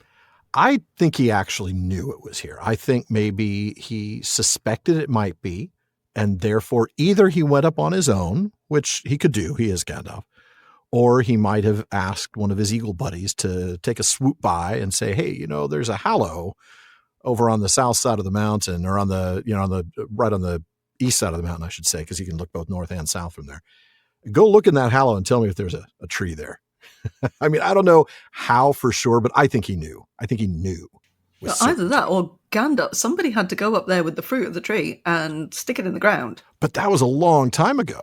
It was, but we know that Gandalf is really good at planning ahead. That's true. That is possible. I mean, we'll take a look later on in this episode and talk about the timeline of the trees, because it's an interesting history to begin with. But that'll also give us a time range for when the last fruit must have been planted. That's an interesting idea. Maybe he himself was involved in that, though he wouldn't know when it ever came to sprout. No, but, the fruit has to have gotten from the tree that was in the courtyard at Minas Tirith. Right. Yeah. All the way up the mountain. Yeah. Yeah. So how and why? Because if it's a very long time ago and, you have a fruit of the tree, and would you not have tried to plant it somewhere and tend it, or something somewhere has made somebody go, you know what, there's a fruit there and I'm going to just whip that off, and I'm not making apple crumble. I am taking that up. Apple crumble from the white tree. Can you imagine? That is nigh blasphemous, Sara. That is Telperion crumble. That's an interesting. Let's wait till we get through the timeline and think about maybe who might have done that. You're right. It could have been Gandalf, because it certainly would have been after Third Age 1000. Right. But would it have been likely to be him, or would it likely have been one of the kings or even one of the stewards who would have known about this place? Interesting. But I do think Gandalf knew, or was virtually certain that it was here, no matter what means his knowledge, came about. But the whole idea of fruit, though, and kind of the whole idea of stewardship, now that you mention it, makes me come back to that moment in the chapter Minas Tirith, which, again, I think you referenced this just last episode. I did. Gandalf's having that argument with Denethor, and he says, "All worthy things that are in peril as the world now stands, those are my care. And for my part, I shall not wholly fail of my task, though Gondor should perish. If anything passes through this night that can still grow fair or bear fruit and flower again in days to come. For I also am a steward. Did you not know?" Mm-hmm. That can still grow fair or bear fruit and flower again in days to come. Maybe he even knew then. Yeah. Because that's only just, 6 weeks ago? Right. I mean, he might have headed up there himself to see how that fruit was going that he knew a previous king or steward had planted, or that he himself had planted maybe. Oh, wow. Conspiracy theories now. Yeah. I think this is one of those cases where we're allowed a headcanon. 100% permitted, yes. Yeah, I think so. But let's get to the lineage as Gandalf describes it. Yeah. He says this is a sapling of Nimloth, which was a seedling of Galathilion, which he says was a fruit of Telperion itself. Yeah. But that clashes with what we read in the Silmarillion. Yeah. First, from Of Eldamar and the Princes of the Eldalia, we read, "And since of all things in Valinor they loved most the white tree, Yavanna made for them a tree like to a lesser image of Telperion, save that it did not give light of its own being. Galathilion it was named in the Sindarin tongue. This tree was planted in the courts beneath the Mindon, and there flourished, and its seedlings were many in Eldamar. Of these, one was afterwards planted in Tol Eressëa, and it prospered there, and was named Celeborn. Thence came in the fullness of time, as is elsewhere told, Nimloth, the white tree of Númenor."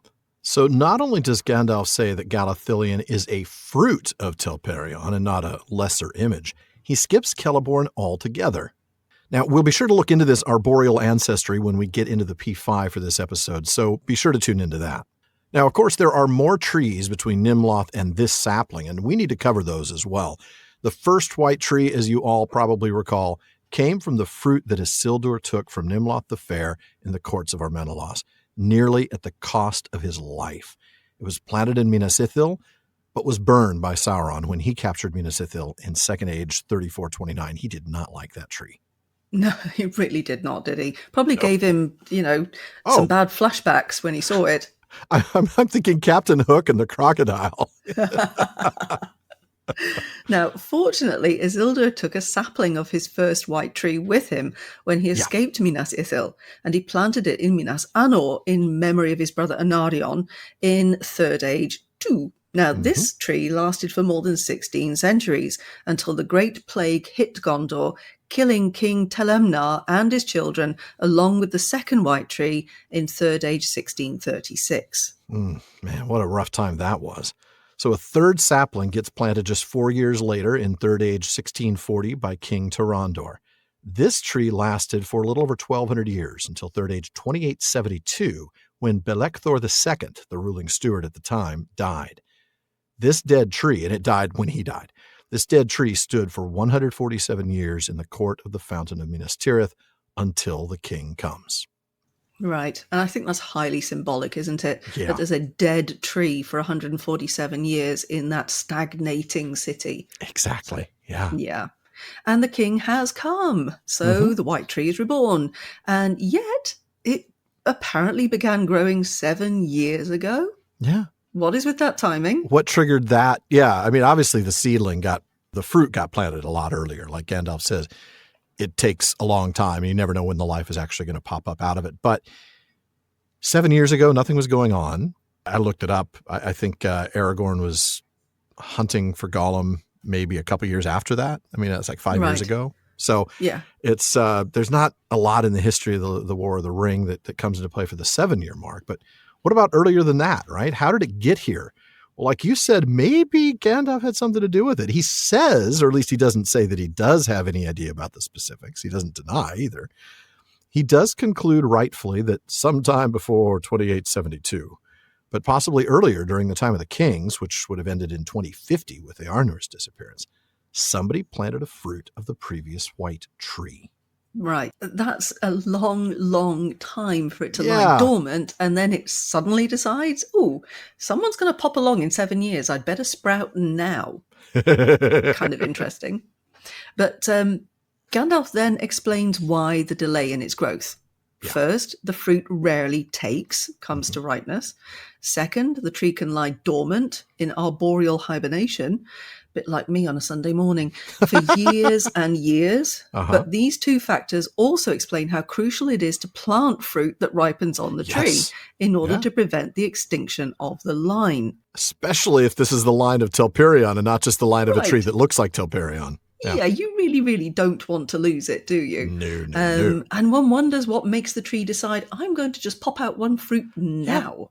Yeah. But as a result of these factors, this fruit was lying in the Hallow for at least 140 years, but quite possibly much, much longer than that, like more than 1,000 years.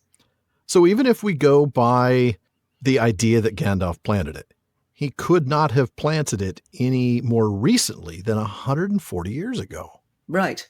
Boy, I want to know more about this one, right? You know, I mean, was this something that, well, I got to say, I'm pretty sure that Eärnur would not have planted a fruit because he would have expected to defeat the king in single combat, to defeat the Witch King.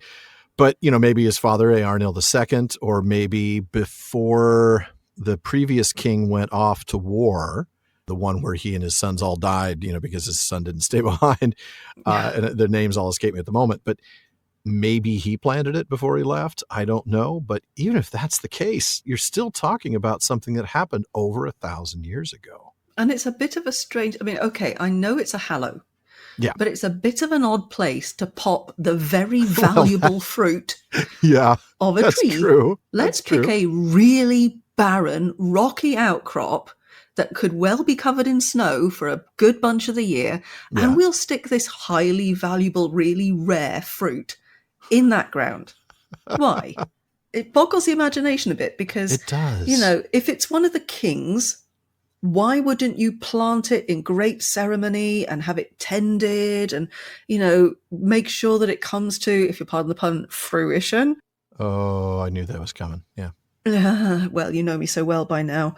It's really fascinating, isn't it? That this is what's happened to it. Somebody took that fruit. Somebody planted it, but somebody planted it here. Yes. That's So an interesting there's- observation. Yeah, there's a bunch of questions to ask, I think. I think, and I'll have to double check this, and maybe this is something I'll also bring into the P5. I think I remember reading that in one of the earlier drafts, Gandalf speculated that it might have been carried off by a bird and dropped here. Something about wings. And you're like, well, okay, that's a stretch, but I think that's why Tolkien got rid of it when it came out of the drafts. And the bird but, just happened to drop it in a hallow that only the king comes to. I think that may be one of those things. But, we do know the stewards knew about the hallow because, well, we don't know for sure that they knew about this one. But there's no evidence to suggest they didn't. And we do know that they knew about the hallow on Halifirion, where Elendil's grave was. And, it was their job to take their sons there before they took over the stewardship, just as it had been the job of the kings to take their sons there before they took over the kingship. So one imagines that the stewards also knew about this. So it didn't have to happen in the time of the kings. It could have happened in the time of the stewards. And that would make more sense if it's been, 140 years, maybe a little longer than that. It has to have been at least that far back, though. So if it was Gandalf, that's a bit of foresight. I mean, it is Gandalf. Well, we know that he definitely has some of that going, but He sure does. Maybe it could have been one of the ruling stewards who just wanted to, or, some of these ruling stewards were very wise and farsighted. So Kirion comes to mind immediately Exactly. as somebody who would have done this. Right. Well, maybe there's my headcanon. Is Kirion was like, I had pretty good luck with the hallow thing. I'm going to go put a fruit of this tree up there. Yes, but again, why not plant it in the hallow near to Elendil's tomb, which does seem a little bit of a better place to stick a tree? That's a fair point. It's a foothill of the White Mountains.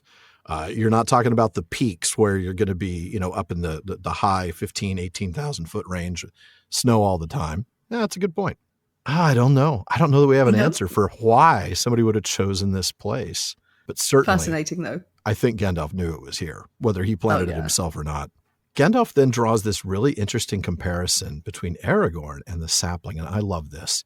His line, the chieftains of the Dunedain, survived in an unfriendly and often cold environment of the north, just like this tree has survived in the cold wastes on the mountainside. And the northern line was, to those in Gondor, so weak that even their claim to the throne in Gondor was rejected.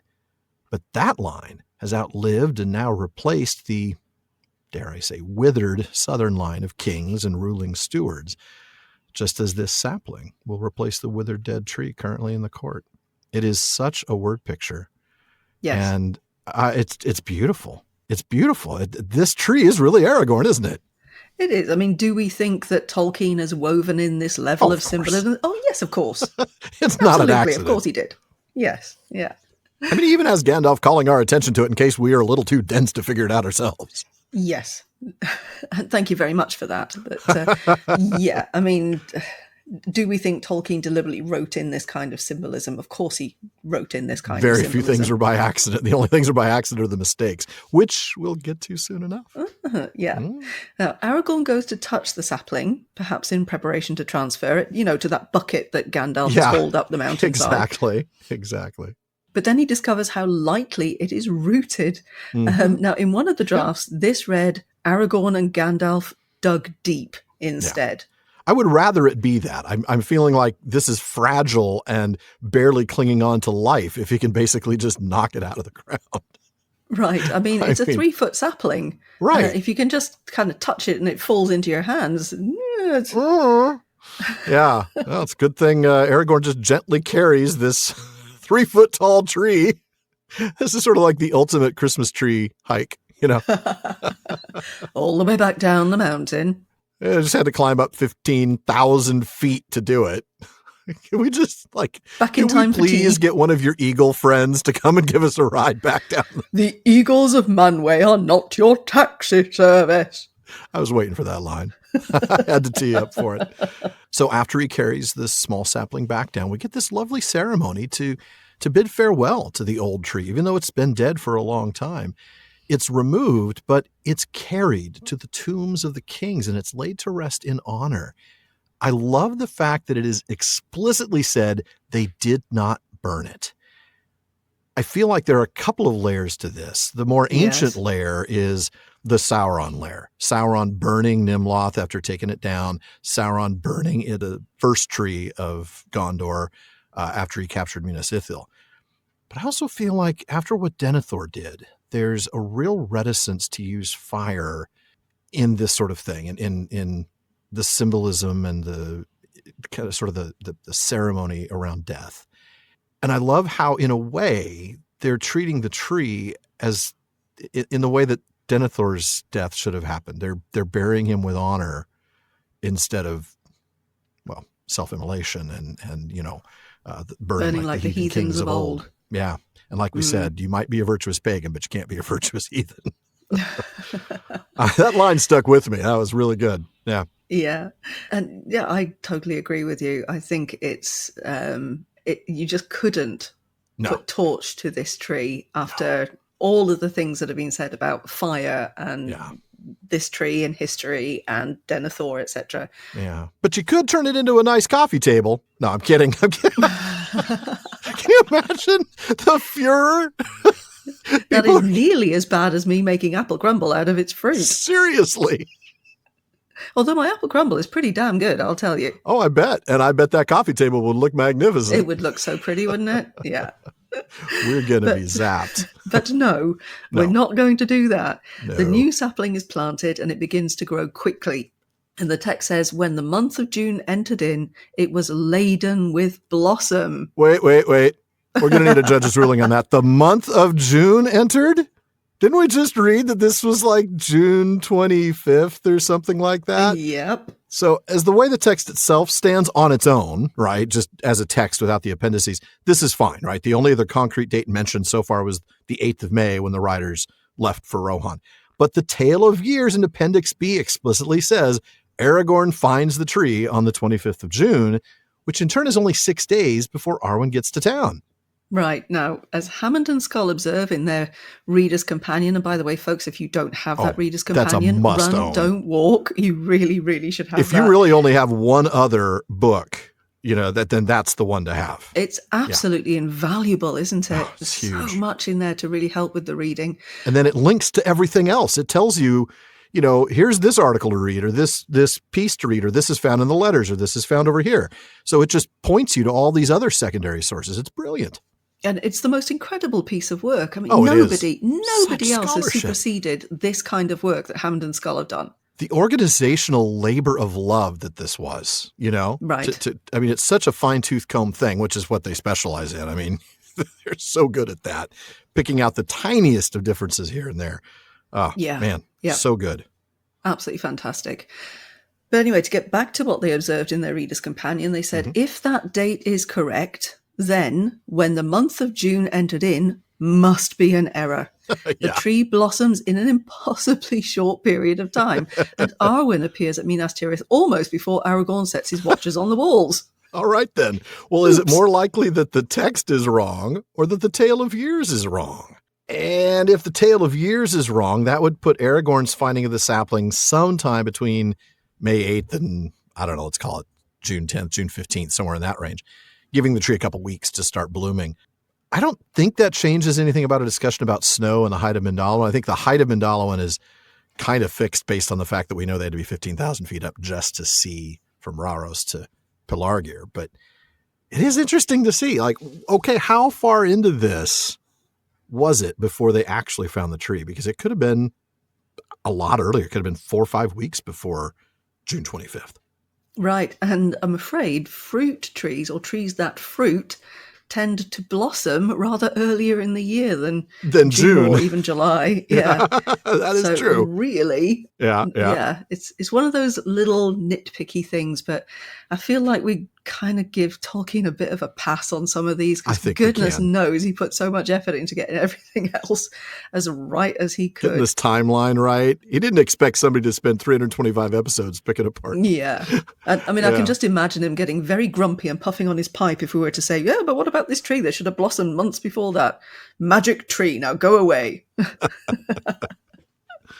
Now, with the blooming of the tree, whenever that actually happens, Aragorn takes it for the sign. He believes now that his wedding with Arwen must be near, so he finally activates his ring camera and motion detecting lights, or, as Tolkien puts it, puts watchmen on the walls. Yeah, that's actually a little more appropriate. Okay, so I think we're coming to another Yeah. bit of reading. You're going to lead us into this one? I think so. It actually takes us all the way to the end of the chapter. It was the day before midsummer when messengers came from Amandine to the city, and they said that there was a riding of fair folk out of the north, and they drew near now to the walls of the Pelennor. And the king said, "At last they have come. Let all the city be made ready." Upon the very eve of midsummer, when the sky was blue as sapphire and white stars opened in the east, but the west was still golden, and the air was cool and fragrant, the riders came down the north way to the gates of Minas Tirith. First rode Elrohir and Elladan with a banner of silver, and then came Glorfindel and Arestor and all the household of Rivendell. And after them came the Lady Galadriel and Celeborn, Lord of Lothlorien, riding upon white steeds, and with them many fair folk of their land, grey-cloaked, with white gems in their hair. And last came Master Elrond, mighty among elves and men, bearing the scepter of Annuminus. And beside him, upon a grey palfrey, rode Arwen, his daughter, even star of her people. And Frodo, when he saw her come glimmering in the evening, with stars on her brow and a sweet fragrance about her, was moved with great wonder. And he said to Gandalf, "At last I understand why we have waited. This is the ending. Now not day only shall be beloved, but night too shall be beautiful and blessed, and all its fear pass away." Then the king welcomed his guests, and they alighted, and Elrond surrendered the scepter, and laid the hand of his daughter in the hand of the king, and together they went up into the high city, and all the stars flowered in the sky. And Aragorn, the King Elessar, wedded Arwen Undomiel in the city of the kings upon the day of midsummer, and the tale of their long waiting and labors was come to fulfillment. Oh, man. How many times can this chapter give us chills, right? Ooh, the stars flowered in the sky, though. Oh, my goodness. So beautiful. Or the sky being blue as sapphire on the one side, but still golden on the other. Like, I can feel that. So gorgeous. They managed to get the perfect day for their wedding, didn't they? They really did. It was on But order. are you surprised? No, it's how it should be, isn't That's it? right. That's right. Yeah. So, okay, it's the day before midsummer. Okay, to me, that would mean a day late in June. Yeah. I think this year, the day before midsummer is June 23rd. Right. But remember that the calendar here is different, right? We've got 12 months of 30 days. And so there is a 3-day period between June and July that don't belong to any month. Those days are 1 Lithe, Mid-Year's Day, and 2 Lithe. And there's also an overlithe during leap years. But as this is taking place in 3019, that's not the case here. So That's the right. day before midsummer is 1 Lithe. So they're on their way, say the messengers from the closest of the Beacon Hills, that's Amandine. So let's get the city ready to receive some very special guests. And they arrive that evening. And the moment is described with absolutely incredible Breathtaking beauty. Yeah. Right? Blue as sapphire, white stars opened, west was still golden, air was cool and fragrant. You can feel it, you can smell it, you can see it.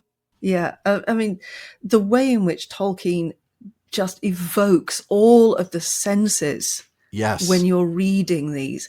And of course, your emotions, just from a description of the physical environment. Yeah. Honestly, I think he's second to none on that. Yeah, I really agree. 100%. I mean, he does this so well and so consistently and so pervasively throughout the Legendarium, where he's able to transport you into that moment. Every one of your senses, like you said, is lit up. You've got smell. You've got the feel of temperature where the air was cool. You've got what you're seeing. You've got this beautiful color contrast. It's just an amazing moment. Absolutely glorious. Really, really is. Now, the sons of Elrond come first in this procession. As we talked about earlier, they left with the Rohirrim on the 8th of May. They are said in Appendix B to have met Arwen and her escort on the 14th of June, leaving Edoras on the 16th. Yeah, I wish this gave us a timeline on when Aragorn really found the sapling. Yeah, I know. Me too. I'd like to think that it happened on May 27th, because that's the day we're given that Arwen and her escort are said to leave Lothlorien. But mostly because that's my birthday. It'd be really cool to say that's the day that Aragorn found the sapling. So that's my new headcanon, May 27th. Oh, yeah, okay, fine. But this timeline, not your headcanon, the tale of years dates, Right. means it's taken Arwen and company a full 2 weeks to travel from Edoras to Minas Tirith, which is a pace of maybe 20 to 25 miles per day, which is really quite reasonable. Yeah, a very chill pace. I mean, we're not in any hurry. We're taking our time to get there. Arwen, he's been waiting for 40 years. What's another couple of days, you know? Exactly. So after Elrohir and Elladan come the rest of Rivendell's finest, Glorfindel and Arestor among them, followed by Galadriel and Celeborn on their white horses, along with many of the Galadhrim. And then it's Elrond himself, carrying the scepter of Annúminas. And he's followed by Arwen, riding on a grey palfrey. Now, that's an archaic word for a very docile saddle horse, as opposed to a war horse. And these would typically be ridden by women. So frankly, a chill pony sounds just fine to me. I don't need to ride some wild bucking thing. Just get me there in one piece. And let's bear in mind that she's probably riding side saddle because of all those skirts and robes and flowy things. That's true. You want something fairly docile. She definitely needs very smooth, yeah. So Frodo's reaction to seeing her, I know it's different, but it still puts me in mind of his thoughts when he first encountered her in Rivendell. And I wanted to go back and read that real briefly. Young she was, and yet not so. The braids of her dark hair were touched by no frost. Her white arms and clear face were flawless and smooth, and the light of stars was in her bright eyes, gray as a cloudless night. Yet queenly she looked, and thought and knowledge were in her glance, as of one who has known many things that the years bring. And unsurprisingly, he's in awe. Yeah. How do you not be? With great wonder. And he understands now precisely why they have waited. Yeah. And I wonder if he's recalling Aragorn's retelling of the tale of Beren and Luthien from all that way back in Book 1. Yeah. I wouldn't be surprised if that's coming to his mind now. Yeah. Yeah, because of course it's not like they haven't had the tale of Beren and Luthien mentioned along the road. I mean, he and Sam were talking about it. So. Exactly. Just a couple days. Well, it felt like a couple days ago, a couple episodes ago, but it was actually a few weeks ago now. Yeah, it's been on their minds for sure. And I'm certain that as he's got Aragorn in his mind and now Arwen in his mind, the Beren and Luthien tale is coming to mind. Yeah, I reckon so. I love Frodo's observation here, though. The day, right, which has always been beloved of men. I think of quotes like, "Day shall come again," right? Aure and Tuluva. Or "Dawn is ever the hope of men," which Aragorn said right before the Battle of Helm's Deep. Day is now going to be joined by night. Instead of being afraid of it, people are going to see the night as blessed because she is the even star of her people. So now people aren't going to be afraid of the night anymore. It's a beautiful thought. It's deeply symbolic. And I don't even know what else to say to it, but I wanted to throw that out there as a possible discussion point. Yeah, I love that. The lifting of darkness, not in the sense of there not being a nighttime anymore, but darkness in the sense of being that oppressive weight upon you in which things hide and things are terrible. Right. And of course, shadows. And we know that shadows are lifting, symbolic shadows, obviously. Yes. Yeah. That's a good point because, for thousands and thousands of years now, darkness has been the realm of Morgoth and Sauron. It has been the native habitat, if you will, of orcs and other evil creatures. And now we're coming into a time, thanks to Aragorn and Arwen, where that won't be the case anymore. And people don't have to be afraid of the dark. Like you said, though, it's not an elimination of night itself. I'm thinking back to when there was just light. And, the sun and moon were doing their thing at different times. And then there was a period of, there was no night. And the sun was basically bouncing back and forth. And there was never actual nightfall. And the Valar were like, wait a minute. There's no chance for people to sleep. Can we turn the lights down? So, there's still night, but night doesn't have to be a thing that people fear anymore. And that is beautiful. So finally, Elessar, welcomes the crowd of nobility. I mean, seriously, Galadriel and Celeborn, Elrond, all three of his kids, Glorfindel. This is an A-list event right here. It really is. Yeah, Vanity Fair would be going crazy. Man, this is good stuff. Elrond hands over the scepter of Annúminas and Yes. puts Arwen's hand into Aragorn's, blessing their marriage. Very symbolic moment there, I think. Yes, it is. Oh, it's beautiful. Now, we talked about that scepter last week when we talked about the crown used in Aragorn's coronation, and there we learned that the heirlooms of the chieftains of the Dunedain were kept in Rivendell, and that included the shards of Narsil, the Elendil Mere, the Ring of Barahir, and the scepter of Annúminas. Now, of course, the Ring of Barahir is ancient. That was crafted in Valinor during the Years of the Trees. But what we discovered last week was that the scepter, and not the crown, was the chief mark of royalty in Númenor. And that this scepter that he's handing over, while still not the original one, that was lost along with Ar-Pharazôn in the Caves of the Forgotten, was the silver rod of the Lords of Andúnier. And it's now the most ancient work ever created by men that's still preserved in Middle-earth. We talked about how it's amazing that this thing that's 5,000 years old, as Elrond is handing it over, is still a functional tool, a functional symbol of royalty. It's beautiful. Absolutely. Yep. And of course, it's something that Aragorn has been waiting for. As we learn when we get to his story in the appendices, the scepter of Annúminas I withhold, Elrond said, for you have yet to earn it.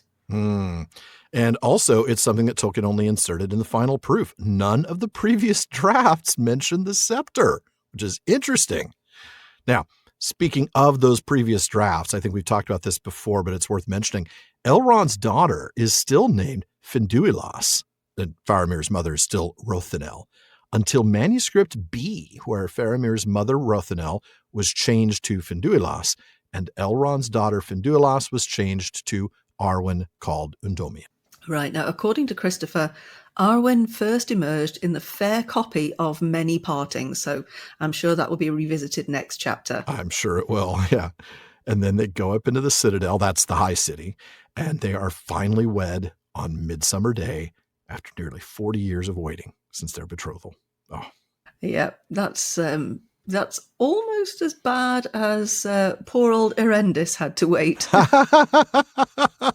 Oh, man, poor Erendis, yeah. I'm sure that'll be the subject of a future episode. Or a whole future section of episodes, yeah. Oh, could spend quite a bit of time on that particular story. But back in Midsummer Day, wedding, yay, once again with the parataxis, right? I know.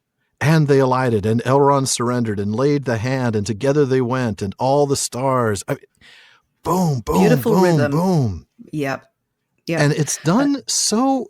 What's amazing is he's got the same technique here as with like the arrival of the Rohirrim, and yet it's a different emotional impact. Right. And he's just such a master at this. It's beautiful. Really is, because if you think about this technique he's using, this is the sort of thing that your English teacher in school says, do not do this. Oh, yeah. This is absolutely, you can't do this. Yeah, exactly.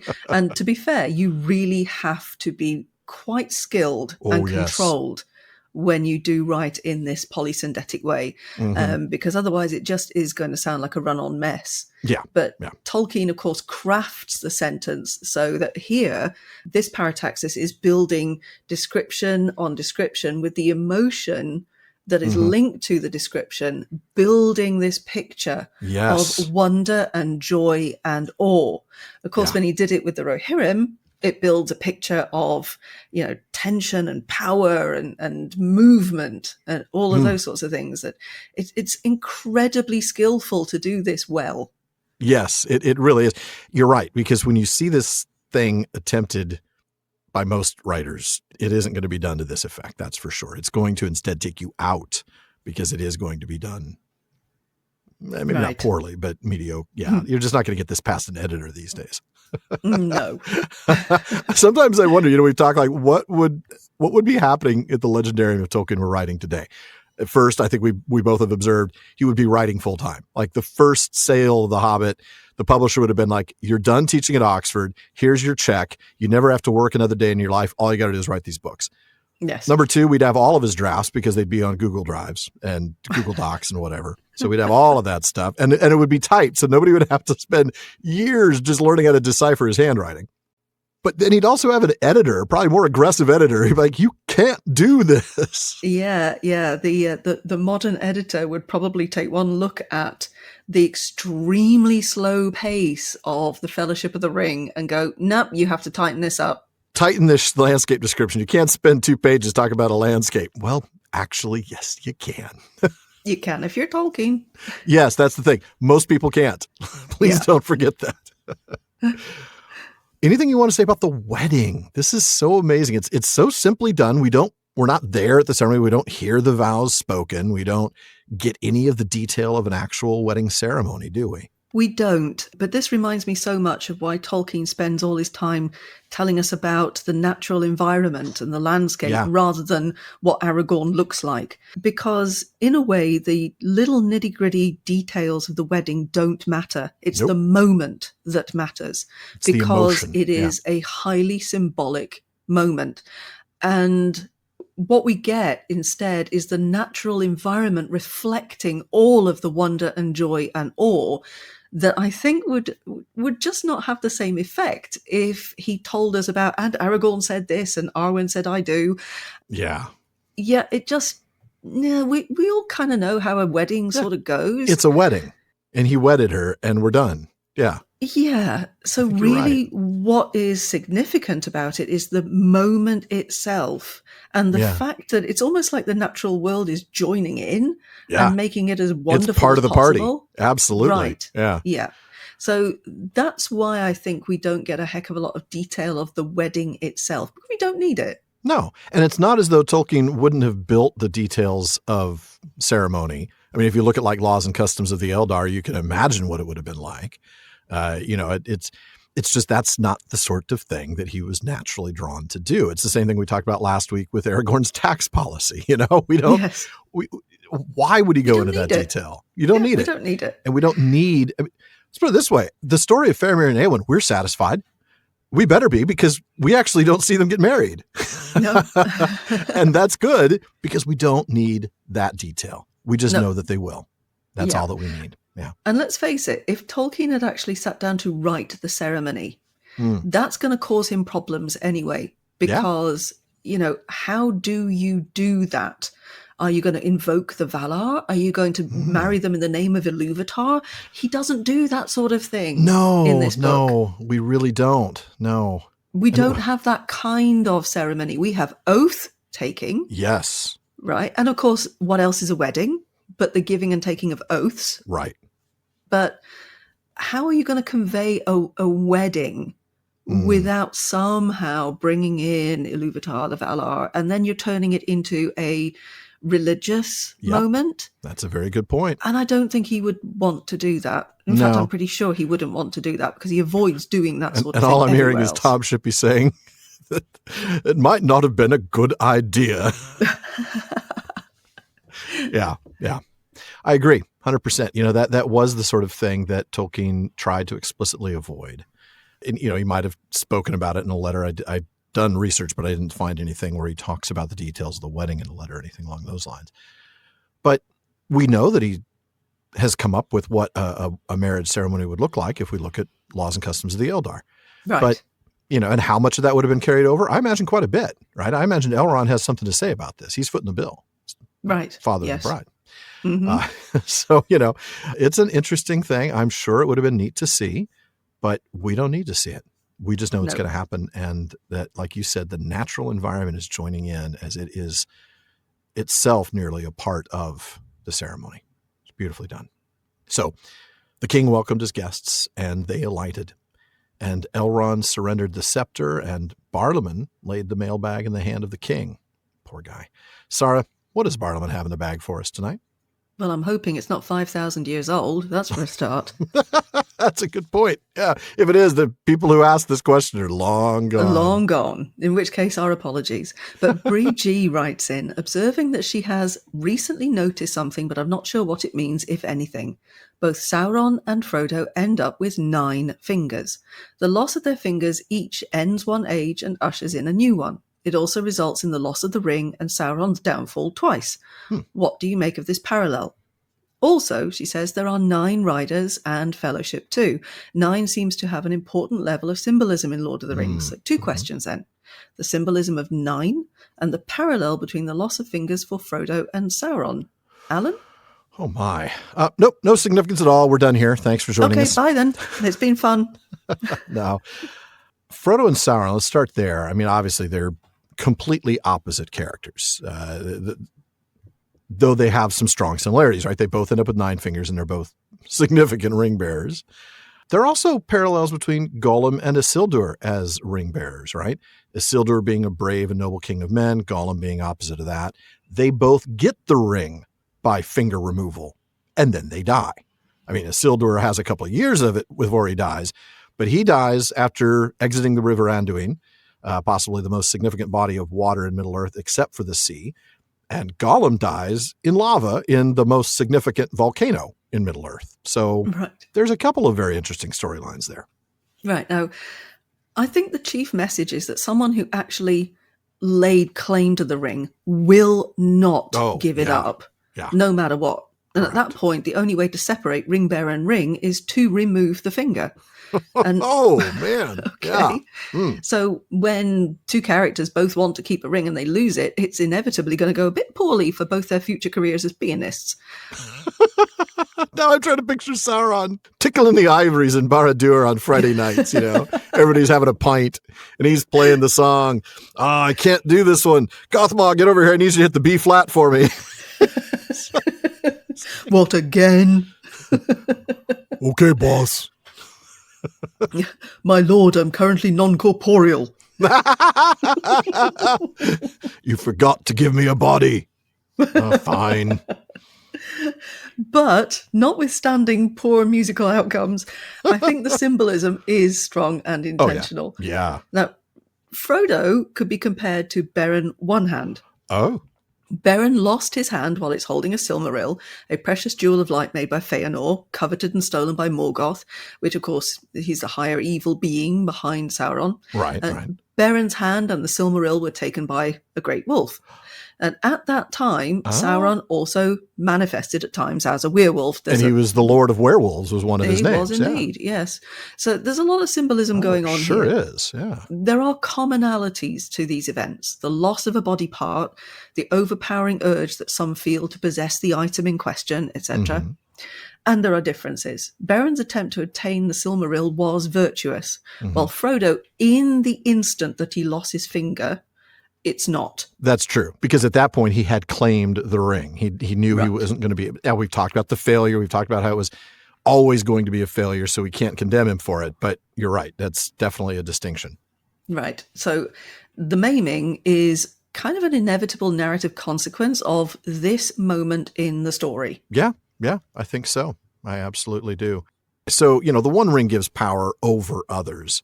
Our selfish desires can cause us to be attached to it. I mean, even Frodo, like we said, yes, it's inevitable that he was going to fail, but he still failed.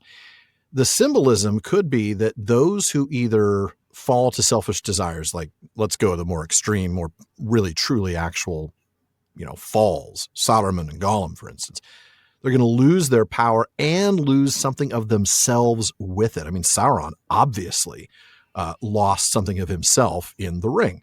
Well, why a finger or a hand? Losing perhaps the ability to grasp because they would not let go? I mean, is there symbolism there in the fact that it's not a toe? It's not an ear or something like that. In contrast, we have Bilbo, right? We have very humble Bilbo and the even more humble and devoted Sam, right? Bilbo does need some help to get rid of the ring, right? Gandalf helps him, and Gandalf's using a lot of his power and influence with Bilbo to get him to give up the ring. Sam really only needs the love of his master to give it up. These two guys, they give up the ring voluntarily. They remain physically intact. Right. They are not harmed. They do not lose a finger. They do not lose a hand. They do not lose anything. Now, Sam is probably helped by the fact that he knows the ring for what it is before he puts it on. In fairness, Bilbo sure didn't. Even Frodo didn't initially. It was only towards the end there before he left Bag End that he knew that it was the One Ring. And Gandalf's like, don't you dare put it on. Also, Sam would have been helped by the aid of Galadriel through the Star of Eärendil. And then also by the fact that he uses the ring only in the greatest need and for the good, to save his master and complete the quest. That's where I'm going with that. Mm-hmm. Now, let's tackle the symbolism of the number 9.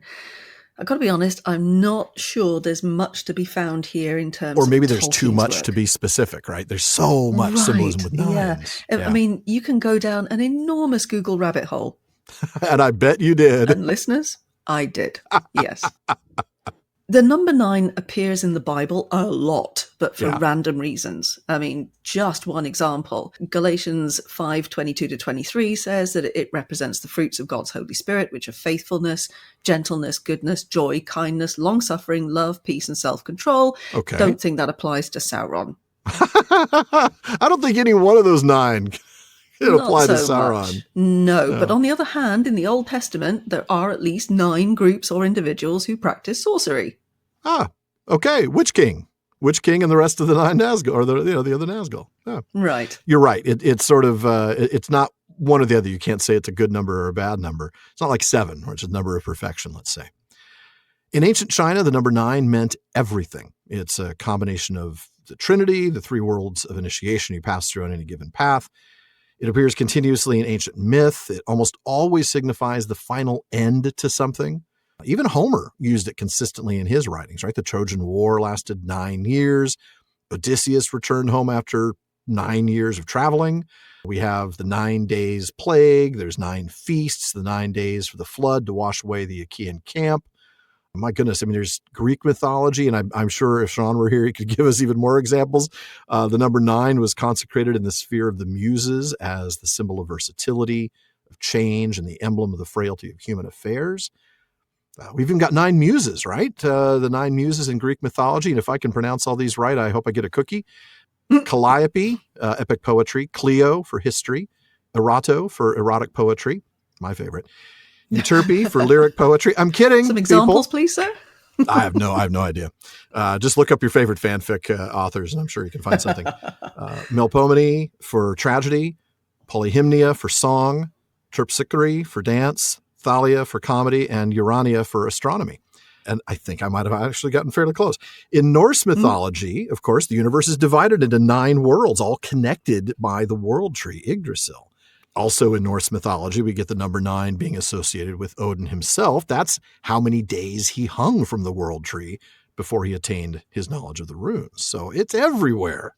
It really is. I mean, there are also 9 circles of hell in Dante's Divine Comedy, which I think we can be pretty sure that Tolkien did know. Yeah. Yeah. I'm sure he did. Yeah. But unlike the ones he definitely did know, the number 9 is significant in other works of literature he definitely didn't know, like the series A Song of Ice and Fire. Well, there are 9 regions of Westeros, and the Wheel of Time series, where the Daughter of the 9 Moons is the title given to the heir to the throne of Sanshan, and the Court of the 9 Moons serves as the throne room of the Sanshan rulers themselves. Now, I don't think any of these are connected to anything Tolkien was doing. No. Right? No. But to sum it up, I don't think the number itself had particular symbolic meaning for Tolkien, but it is possible that the loss of the finger itself is highly meaningful. I think so. Yeah, I agree 100% that the loss of the finger, I especially liked you bringing in that connection with, and I say you brought it, I know I said it, but you're the one who did the work on this one, the connection between the fact that Gollum and Isildur are also sort of mirror images of each other as Frodo and Sauron are. Mm-hmm. And they both inherited the ring thanks to the loss of the finger of the one before. And then that they both perished, right? Yes, it does not go well. No, it never goes well. If that's the piece of jewelry you got, get it back to the store promptly. Well, folks, that, I hate to say it, but it wraps it up for the episode of the Prancing Pony podcast. Come back again next week when I'm joined by James Tauber as Arwen gives Frodo a most beautiful gift in the chapter Many Partings. Now, I heard it was just a gift card for Walmart. But it's the Walmart in Valinor, so he's got to take a boat to get there. Yeah. Okay, well, that's fair, I think. Mm-hmm. Now, folks, Alan and I want to thank the members of Team PPP, editor Jordan Rannells, Barliman Becca Davis, social media manager Casey Hilsey, event and Patreon community coordinator Katie McKenna, graphic artist Megan Collins, and website guru Phil Dean. Now, please take a minute to check out the prancingponypodcast.com. That's where you'll find show notes, outtakes, Prancing Pony Ponderings, and our online storefront where you can get PPP merch, including chapter-specific artwork for Megan. Now, please take a moment to visit our library page. The Prancing Pony podcast has always been about the books. So if you're interested in a book we've mentioned on the show, you'll find a link for it in our library. We do get a small amount of compensation when you make your purchase, and we thank you for that. Indeed, we do. And we also want to thank our patrons at the Kierdance contribution tier. I'll start with DeMay in Alaska, Chad in Texas, Lance in New Jersey, Paul in Colorado, Joseph in Michigan, Kathy from North Carolina, Carlos in California, Brian in the UK, Ned from Connecticut, Jerry from Washington, Joe in Washington, Erwin from the Netherlands, Ben in Minnesota, Anthony in Texas, Zaksu in Illinois, Brian in Texas, Sara in New Jersey, and Joshua in Massachusetts. There's also Telperion in Tuna. Oh, wait, no, we did that one. I was waiting, like, if you didn't, I was going to throw that in there after your list. Well played. There's Lucy in Texas, Erica in Texas, Carson in Oklahoma, Vivian in California, James in Massachusetts, Anne in Kentucky, Shawn in New Jersey, Mason in California, Maureen from Massachusetts, John in Japan, Olivia in London, Robert in Arizona, Nick in Wisconsin, Lewis in South Carolina, Thomas in Germany, Craig in California, Bailey in Texas, and Kevin in Massachusetts. Thank you all so very much for your support. And Nimloth and Numenor, of course. And Nimloth and Numenor. Thank you, folks, really. We do appreciate your support. Now make sure you don't miss any episodes of the Prancing Pony podcast. Subscribe now through Spotify, Apple Podcasts, Amazon Music, or your favorite podcast app. And one last thing, as always, don't forget to send your thoughts, comments, and most of all, what you'd wear to the Gondorian Wedding of the Age to Barliman at theprancingponypodcast.com. And if you want your voice literally heard, well, just send us audio of your question. Visit podinbox.com/prancingponypod and record your question for us. But please be sure to still email the question to Barliman, though. Even though Barliman's been a lot more reliable lately, there's still a lot of mail to sort through. We'll try to get to you just as soon as we're able. As always, though, this has been far too short a time to spend among such excellent and admirable listeners, and with one of my favorite co-hosts. Thank you so much, Sara, for joining me on this. It's been great. Oh, my absolute pleasure. I'm just so sad it's come to an end. I know. Well, folks, until next time. Diolch yn fawr, pawb.